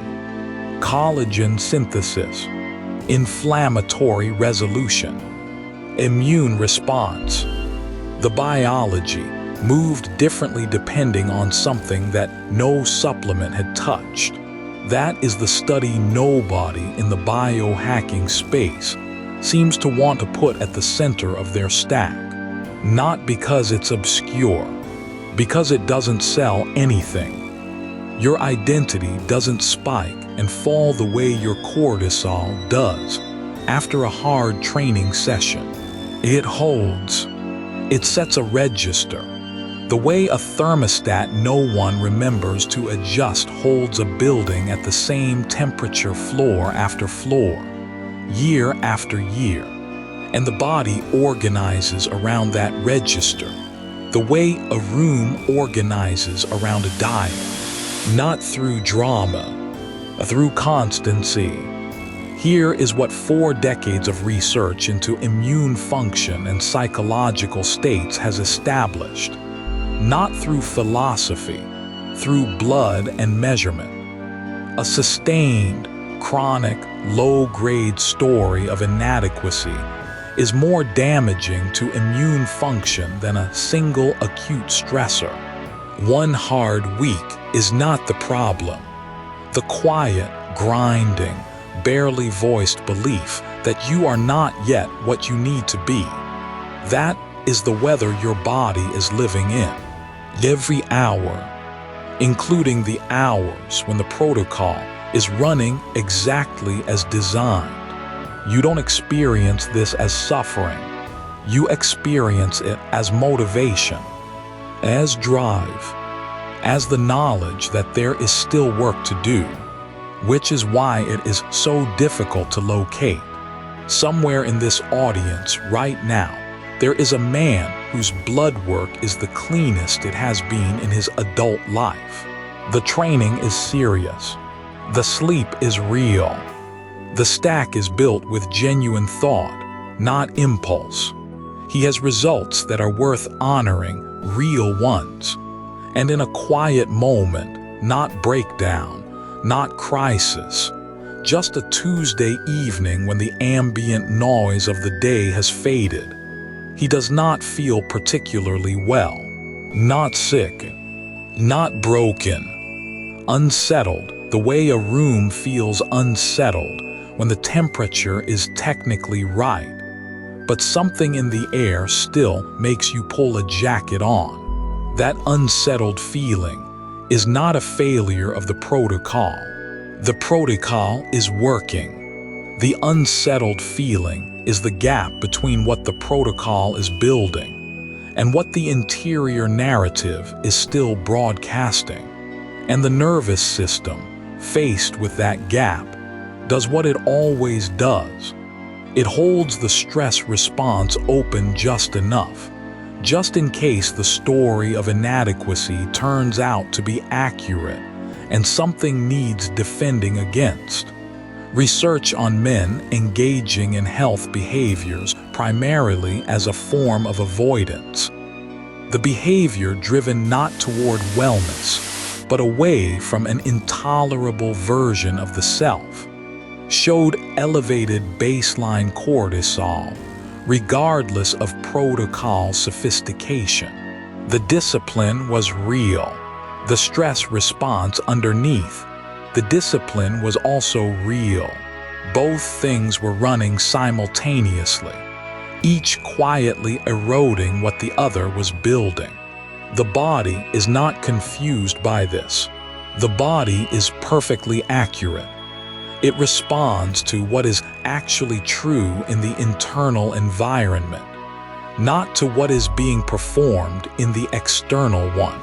The Ohio State participants who healed faster were not enlightened. They were not meditating more or thinking more positively or running any particular mental protocol. They just were not at war with themselves while they healed. That's it. That is the entire finding. The body was given permission to allocate resources toward repair, rather than holding some portion in reserve for a threat that the narrative kept suggesting might still materialize. When subjects in a different line of research were given conditions of psychological safety, not euphoria, not optimism, just groundedness, a settled sense of who they were, their immune systems showed lower unnecessary inflammatory activation and more efficient reallocation toward maintenance. Safety as a cognitive condition altered what showed up in blood, not as a spike, as a changed set point. Two men, same age, same diet, same sleep, same load on the bar. One carries a quiet, stable ground of self. The other carries the ongoing, almost unconscious certainty that the current version of himself is a problem requiring solution. That second man's biology is running harder than it needs to, not because of what he eats, because of who he believes he is while he eats it. The question this chapter is placing, not gently, is the one the whole video has been circling. Are you building your body, or are you trying to silence something that no protocol is actually designed to reach? Because if it is the second thing, the results will keep arriving, and you will keep feeling like they are not enough. The goalpost moves because the goalpost was never located in the body. It was located in the story about the body, and no intervention downstream of that story changes it. Here is what this chapter wants to leave you with, not as a tease, but as something solid enough to actually carry. You have earned the right to ask the question directly, not someday. Now, not as self-criticism. You have done the work. That is not in question. But as genuine inquiry. When the protocol stops, when the tracker is off the wrist and the kitchen is quiet and the supplement drawer is closed? Who is the man standing there? And does he feel in the body like someone who is building something, or like someone who is still running from something? The answer to that question is the most important biomarker you have, and it does not require a lab. There is a particular kind of exhaustion that doesn't come from working too hard. It comes from working hard at the wrong thing for a very long time and not knowing it until the years have already passed. You probably felt that sentence before you finished reading it, not because you recognize failure. You don't. You have the discipline. You have the record. The early mornings, the routines you built and kept when other people didn't bother, the diets you researched and followed, the workouts you showed up for even when you didn't want to, the supplements you ordered, the sleep you tracked, the weight you lost and sometimes regained and lost again. That isn't a story of weakness. That is a story of effort sustained over decades. And yet, if you're honest about it, somewhere in the middle of all that effort, something else crept in alongside the discipline, something quieter and harder to name, a kind of grinding quality, the sense that the body was less a home and more a project that was never quite finished, that caring for yourself and being at war with yourself had become, without you ever deciding this, almost the same thing. That is what Connor Murphy's story is actually about. Not the extremes, not the ayahuasca, not the collapse, not the headlines. Those are the surface. Underneath them is something far more ordinary, far more recognizable, and for that reason, far more worth looking at directly. Picture it plainly. 5 in the morning. The gym is nearly empty, and the fluorescent light is the color of a headache. The smell is rubber and old iron, and whatever industrial cleaner gets mopped across the floor before anyone arrives. Connor Murphy is in front of a mirror doing what he has done 6 days a week for years. Assessing, not resting, not recovering, assessing. The eye moves to what is still wrong before it registers what is there. He did not start as a cautionary tale. He started as a young man who discovered that changing his body changed how the world responded to him. That is not a delusion. The attention shifted. The social calculus changed. Doors that had previously stayed shut swung open. And the lesson the results taught him was this: more is better. Push further. The body is the variable. Control the variable. Control the outcome. At the peak of it, the physique was real. The discipline required to build it was real. Millions of people watched, and what they were watching, whether they knew it or not, was a mirror, not of their own bodies, of their own logic. The idea that somewhere on the other side of enough effort, enough optimization, enough control, there would be an arrival, a version of themselves that finally felt sufficient. He kept pushing past that point. The optimization became its own hunger. And somewhere in that tightening spiral, the metrics and the mirrors and the relentless refinement, whatever was underneath all of it stopped being nourished by the effort, started being starved by it. The collapse, when it came, was not simply physical. It was the collapse of a framework. The moment when the logic that had organized everything, work harder, optimize more, control the variable, stopped producing results and started producing damage. Now here is where this stops being Connor Murphy's story and starts being something else. If you are 45 or 50 or 60, you did not do what he did. You did not post videos. You did not build a following around your physique.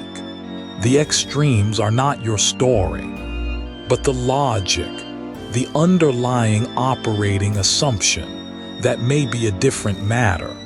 Think about the first diet you ever went on, not the specific foods, the feeling going into it, the way the body was framed at the start of that effort, what needed to change, what was wrong, the version of yourself that would exist on the other side of enough discipline.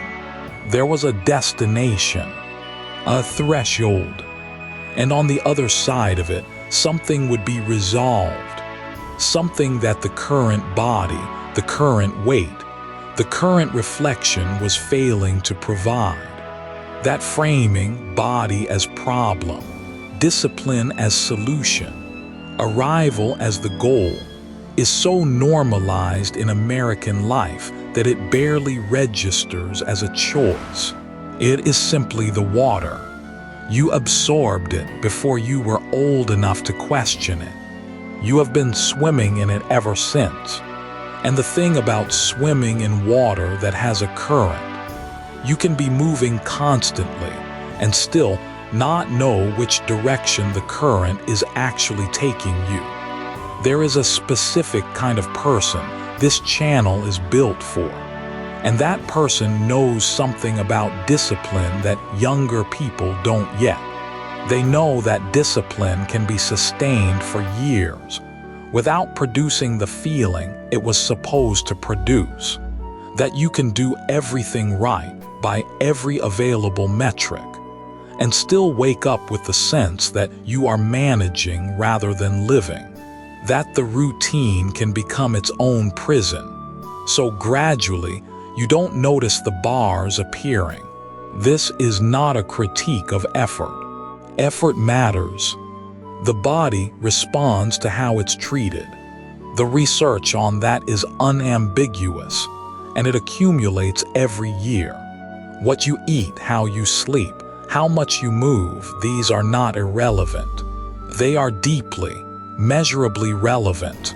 The question is not whether the effort matters. The question is what state you are in while you're making it. Because here is what the research increasingly shows. And this is mechanism, not metaphor. The physiological outcomes of the same behavior differ depending on the internal state in which that behavior is performed. Two people can eat the same food, follow the same protocol. The one doing it from a place of chronic insufficiency, from the low, persistent signal that the current body is not acceptable, that arrival has not happened, that more is still required. That person is running a different internal chemistry. The cortisol that floods the system when you eat something off-plan, and feel the shame land in your chest before you've even swallowed. The sustained muscle tension that comes with years of treating every meal as a moral event, every workout as penance, every mirror check as a verdict delivered in fluorescent light. That is a sustained input into a system that is keeping score in ways the mirror cannot measure. The body does not only respond to what you do, it responds to the internal conditions under which you do it. Connor Murphy, at his most optimized, looked like the destination. He looked like arrival. And beneath the surface of that, the signal his body was receiving every waking hour was not one of abundance. It was one of insufficiency, of more still required, of a gap that effort had to fill. The extreme version of that signal produces what happened to him.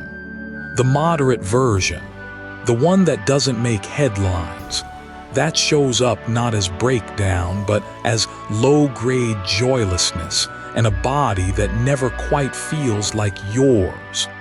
That is what we are actually talking about here. This is what a lifetime of discipline without a rival looks like from the inside. Not collapse, not drama, just the slow accumulation of years in which the body was the project, and the person inside it was secondary to the results the project was supposed to produce. There is a particular cruelty in the fact that this pattern is most visible in retrospect. You don't see it while you're in it because you're busy being disciplined. The discipline feels like the virtue, the effort feels like the answer, and the exhaustion, the specific exhaustion of never quite arriving, gets reinterpreted as evidence that you haven't worked hard enough yet. So you work harder, which produces more of the same. This is the loop. This is what the mirror doesn't show you. And this is what Connor Murphy's story, stripped of its extreme details and held up to the light, reflects back to anyone who has ever stood in front of their own reflection and felt the verdict land before they even had time to breathe. The reason this chapter cannot be skipped over in a rush toward solutions is that there is a genuine question underneath it, not a rhetorical question, an actual one that determines what comes next. What would it mean to care for the body without being at war with it? Not the answer yet. The question, because most people who have spent decades inside this loop haven't sat with that question long enough to let it do its work. The mind immediately reaches for a new protocol, a better approach, an optimized version of the same logic, because that is the only language the loop knows. The question is asking for something different. What would happen if the starting point shifted? If what motivated the care was not insufficiency, but something else entirely, something whose name we haven't arrived at yet? That is where this is going. And ahead in this conversation, there is a concrete answer, not a philosophy, not a morning routine, but something more specific and more actionable than either. A way of changing the conditions under which the care is offered, so that the same effort produces a fundamentally different biological result. The question is now in the room. Let it stay there a moment before we move. Here is what you have been building toward this entire video. Not a list, not a protocol handed down from a lab you will never visit. Something more fundamental. A recalibration of the ground you are standing on before you make any decision at all. The question circling since the early chapters was this: how does the law of vibration, which sounds like something printed on a motivational poster in a dentist's waiting room, and biohacking, which sounds like something that requires a credit card you haven't applied for yet, how do either of those things become actual, usable tools for a person who is skeptical, who is tired, who watched Connor Murphy disappear into the mirror and felt something uncomfortable stir in their chest because they recognized a version of that hunger? The answer does not begin where you expect it to. It begins with your hands, not metaphorically, literally. The next time you are about to do something for your body, reach for the weights, lace up the shoes, open the cabinet where the supplements lie. Step on the scale, pause for 3 seconds, and notice what is driving the movement. Not what you would tell someone if they asked, What is actually underneath the motion? Is there a low-grade tightening there? A quiet voice that sounds less like desire and more like prosecution? A sense that the body in front of you is evidence of something you have not yet corrected? That 3-second check is not spiritual practice. It is measurement. The most honest biometric you have access to, because it captures the internal climate every subsequent choice will be made inside of. And that climate, the actual electrochemical environment of your body at the moment of decision, determines whether the action you are about to take builds something or depletes something, regardless of how objectively healthy the action appears on paper. This is what the optimization industry cannot sell you, because it cannot package it. The same cold shower, taken from a posture of punishment, is a different event inside the body than the same cold shower taken from a posture of genuine care. The nervous system reads intent. Exercise physiology has documented this in the context of perceived control. Immune research has documented it in the context of chronic stress and recovery. The biology is not complicated. The body responds differently to a stressor it interprets as threat versus a stressor it interprets as challenge. And the variable that tips the scale is not which supplement you took beforehand. It is the internal state you carried into the act. Most optimization frameworks skip this entirely, because a framework is easier to sell when it stays external. Connor Murphy did not lack discipline. He did not lack knowledge.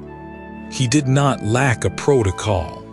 What he was running, and this is observation, not judgment, was every input through a filter of not enough yet. And that filter is not a thought. It is a sustained physiological state. A body that has never fully received the signal that it is safe, acceptable, whole in its current form.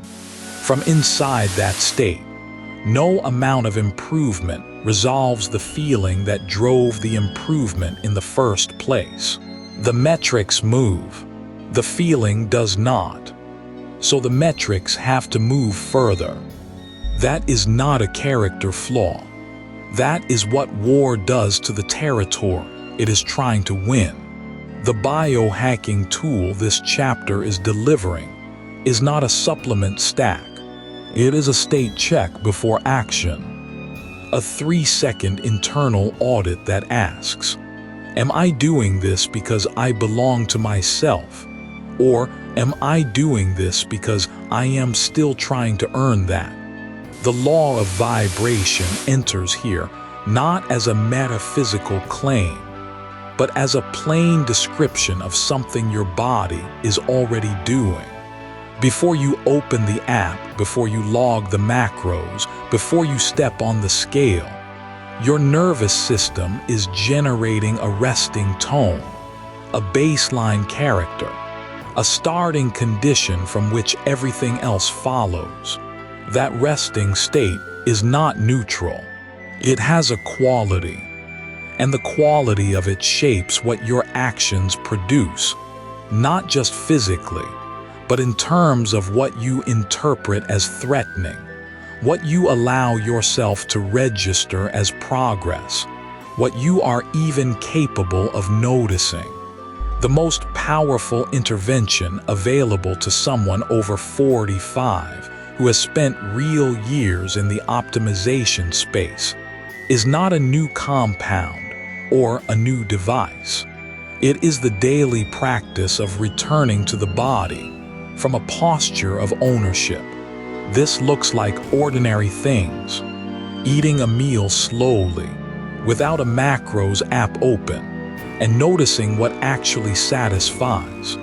moving through a workout without checking performance metrics for one session a week, paying attention instead to what the movement feels like from the inside, waking up in the morning and spending 60 seconds before any input enters, noticing what the body is already doing right.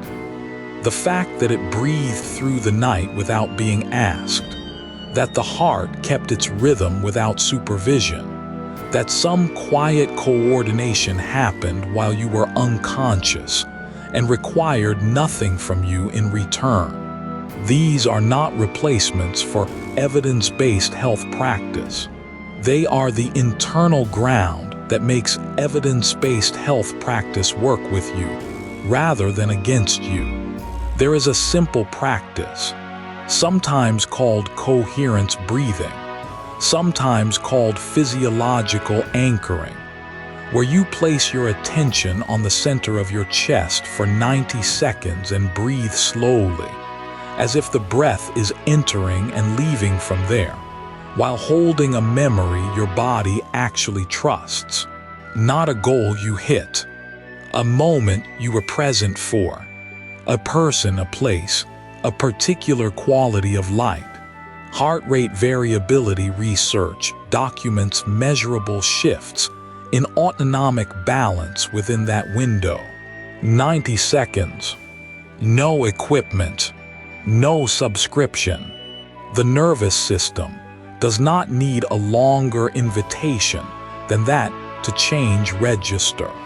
You do that before the workout, before the cabinet, before the mirror. What you are doing, in the language this channel uses carefully, is choosing the ground before you enter the task. You are deciding what kind of war this is, or whether it has to be a war at all. The upgrade Connor Murphy's story was pointing toward all along. The one the mirror could never deliver was not a better body. It was a different relationship with the body he was already in. And that relationship is not built through more optimization. It is built through the small, repeated act of arriving to your own physical existence, as if you already have permission to be here, not as a destination to reach, as the place you are already standing. This is the real inversion of the Looksmaxxing framework, not a rejection of discipline, not a rejection of health ambition, a rejection of the premise that you are at war with yourself. Because that war, no matter how sophisticated the weapons, burns the territory it is trying to win. The body you have right now, whatever its condition, whatever its age, whatever its distance from where you imagined it would be at this point in your life, is not a problem to solve. It is a living system that has been carrying you through decades of real things. It deserves inputs that come from respect, not from prosecution. The calibration is complete. The tools work from here. But here is the question this chapter cannot answer, and the one that matters more than any protocol. Once you have shifted the ground you are acting from, what are you walking back into? What feeds, what voices, what environments are you about to absorb the moment this video ends? Because the state you built here does not live in a vacuum. It lives inside a daily architecture of inputs, and some of those inputs are quietly, persistently rebuilding the exact insatiable dissatisfaction this entire video has been working to dissolve. That question is waiting in the next chapter, and it is worth staying for. There was an answer buried in the middle of this story, and it deserves to be spoken plainly before we reach the end. The question was asked earlier, not as a rhetorical device, not as a placeholder, but as a real question worth carrying through everything you just watched. Whether there exists a space where the world can be received without amplifying the very thing that consumed Connor Murphy, without adding weight to what already weighs, without handing the viewer back to themselves smaller than when they arrived. That question has an answer, but before it lands, something has to be felt, because the answer won't mean anything if we skip over what it's actually answering. Think about what his days looked like in the final period.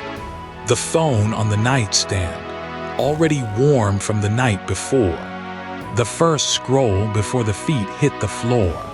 Not because he was weak, because that's what mornings had become for a generation of people who built their identity inside a screen. The comments still loading, the metrics still shifting, the face in the mirror measured against the face in the video, against the face in someone else's video. The gap never closing, only changing shape.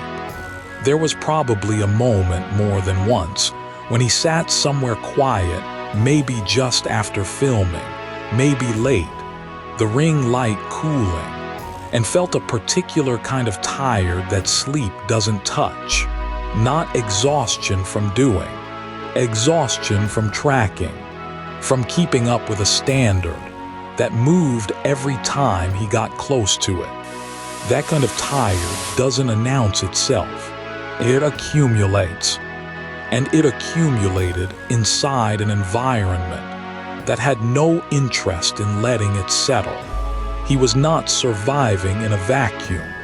He was surviving inside something built with extraordinary precision to make him feel like he was never enough, never lean enough, never symmetrical enough, never recovered enough from whatever the last video told him he was failing at.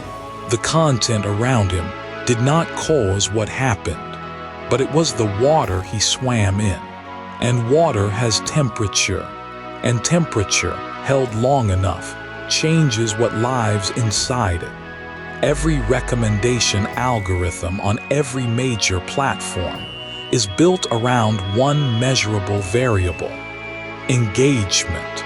The most reliable driver of sustained engagement across age groups, across decades of behavioral data, is not inspiration, not curiosity, not even outrage, though outrage runs close.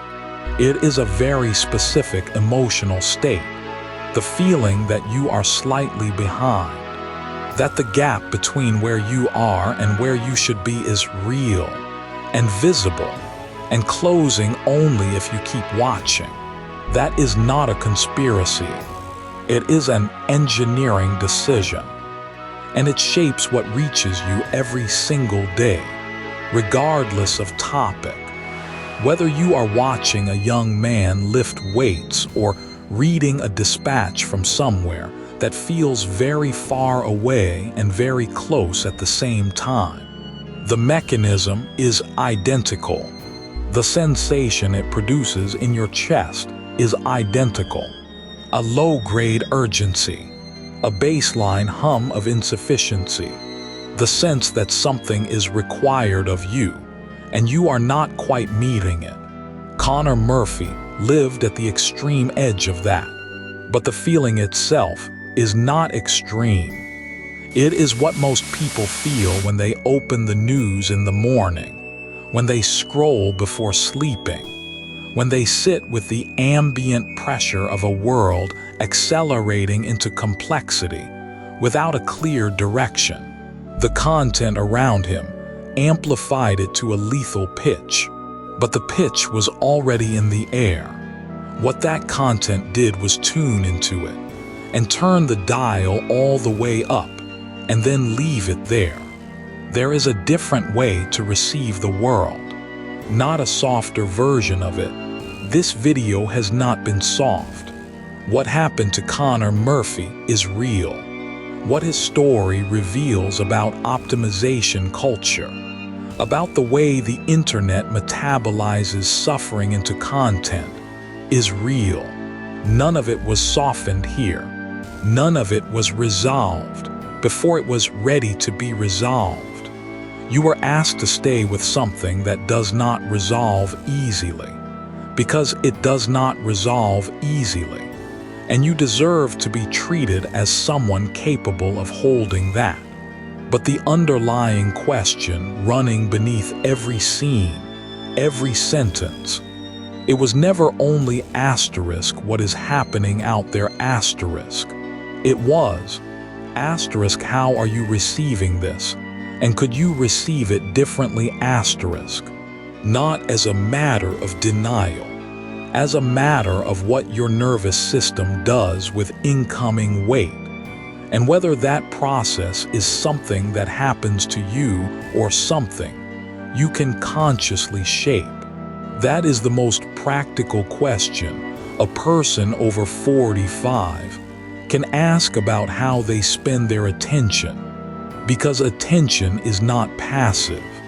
It is a biological act with metabolic cost, with hormonal consequence, with measurable downstream effects on sleep, immune regulation, cellular repair.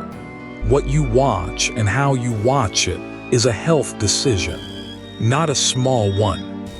Connor Murphy was surrounded by content that kept withdrawing approval just out of reach, redistributing it, repositioning the finish line, making sure the race never ended, because a race that ends stops generating engagement. That is what that environment does. That is what it was built to do. If the last hour felt different from what you normally consume, if the weight of his story landed without the additional weight that usually gets bundled into how these things are delivered, then something worked. Not entertainment, not a seminar, a different relationship between you and the world outside your window. If you want to keep receiving it this way, subscribe. That's the practical reality of how this works. You make a decision about what comes into your life regularly, what sits in the feed next to everything else competing for the same 30 seconds of your morning. It's not a complicated decision. It's just a real one. Connor Murphy had nothing like this available to him. He had the precise opposite, a daily environment that treated his attention as fuel and his anxiety as a retention mechanism. That is worth saying directly, not as a sales point, but because it is the most honest way to close the distance between his story and why any of this matters. The next chapter is the last one. The camera was still running. That detail never leaves you once you know it. Connor Murphy, alone in his apartment in Los Angeles, had left the camera running, not as a final statement, not as a message, but because stopping it would have required a kind of intention he no longer had access to. This was sometime in 2022, during a period when people who had been following him closely were already noting the changes.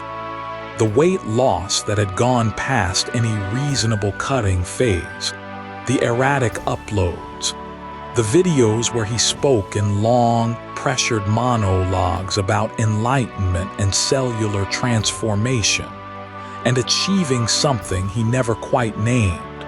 The documentary he had been making about himself, about his body, his proof, whatever he believed he was becoming, was left unfinished on a hard drive in that apartment. The recording light had been glowing in the dark of that room for hours, maybe longer, registering nothing. An archive of a man who had pointed every available resource at his own image and still could not find what he was looking for. That is the thing This video has been circling since the beginning. Not the tragedy of a young man who pushed too far, though that is true.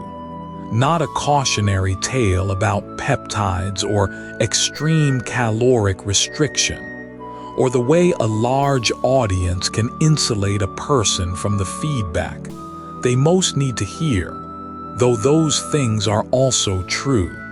What Connor Murphy was actually trying to fix was something that no protocol could reach, because protocols operate on the surface of the body. They change what it looks like, how it performs, what numbers it produces. They cannot get underneath. And underneath, for years before anyone outside his closest circle began to see it in his face and his cadence, something was driving him that more discipline was only going to accelerate. The footage that exists, the hours of it that people have watched, parsed, argued about, is not the story of a man who failed to optimize correctly. It is the story of a man who optimized without interruption and arrived somewhere that felt nothing like the destination he had described. Watch his earlier videos and then watch the later ones. The body changed. The eyes changed. The room he filmed in got quieter.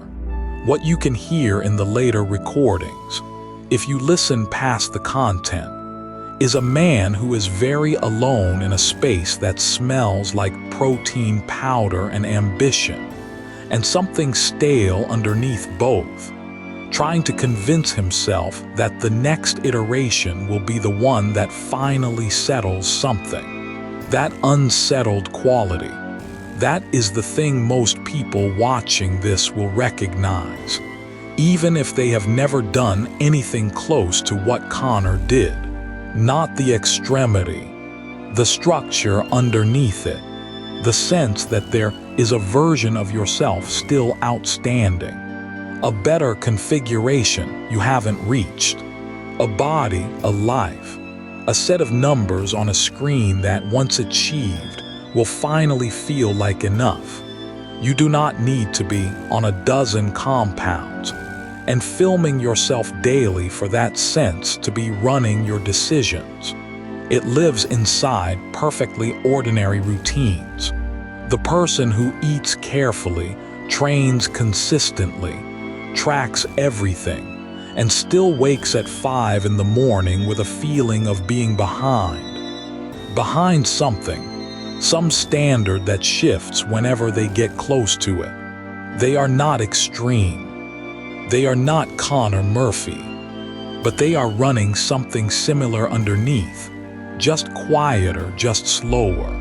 That is the documentary everyone carries, unfinished footage of a self that isn't here yet. The difference that matters, the one this whole video has been moving toward, is not about which habits you have, or how hard you work, or what you're willing to do to your body. It is about what is underneath all of that. What signal the whole project is running on.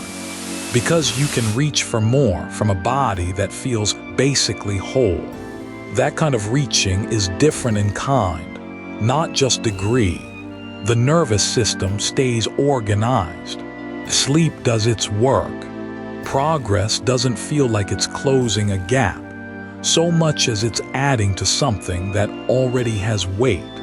A man who trains because his body is something he lives in and wants to tend to will stop when stopping is right. He will eat more when eating more is right.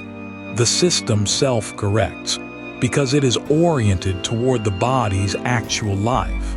And then there is the other thing, where the whole project starts from a signal that says, not yet, not enough, not acceptable in this form. That signal doesn't produce sustainable progress. It produces acceleration, because every improvement only clarifies the next insufficiency. The milestone lands and the feeling lasts maybe a day before the problem shifts shape and reappears slightly further ahead. Connor Murphy hit every external marker that should have produced the feeling he was chasing. He had the body, the audience, the documentation of the transformation. None of it settled. It couldn't, because what was driving it couldn't be satisfied by evidence. You cannot produce enough proof for a verdict. That was never really about the evidence. His camera was running. His documentary was unfinished. And the thing he was documenting was always, just under the surface, a case built against himself. One where each new piece of footage was supposed to finally constitute enough. It never did. Those cases don't close that way. They just keep requiring more. This is not, in the end, only his story. Your body right now, tonight, in whatever room you're sitting in the quiet that follows this, is being run on what? Not your habits, not your intentions, not the specific choices you've made this week about food or sleep or training. The thing underneath all of those, the signal from which the choices are being made. Is this body being cared for? Or is it being held to account for something? The recording light in Connor's apartment kept glowing after he could no longer reach it. Whatever that room held in those hours, the silence, the hum of equipment, the footage accumulating on a drive, it was not the transformation he had been narrating. It was the end of the narration, and what it left behind is not a lesson you can summarize. It is a question that each person watching has to answer in their own terms. Honestly, without the kind of editing we all do when we're describing ourselves to ourselves. The documentary he never finished is still open. The drive is still recording. Whatever you do with that is yours.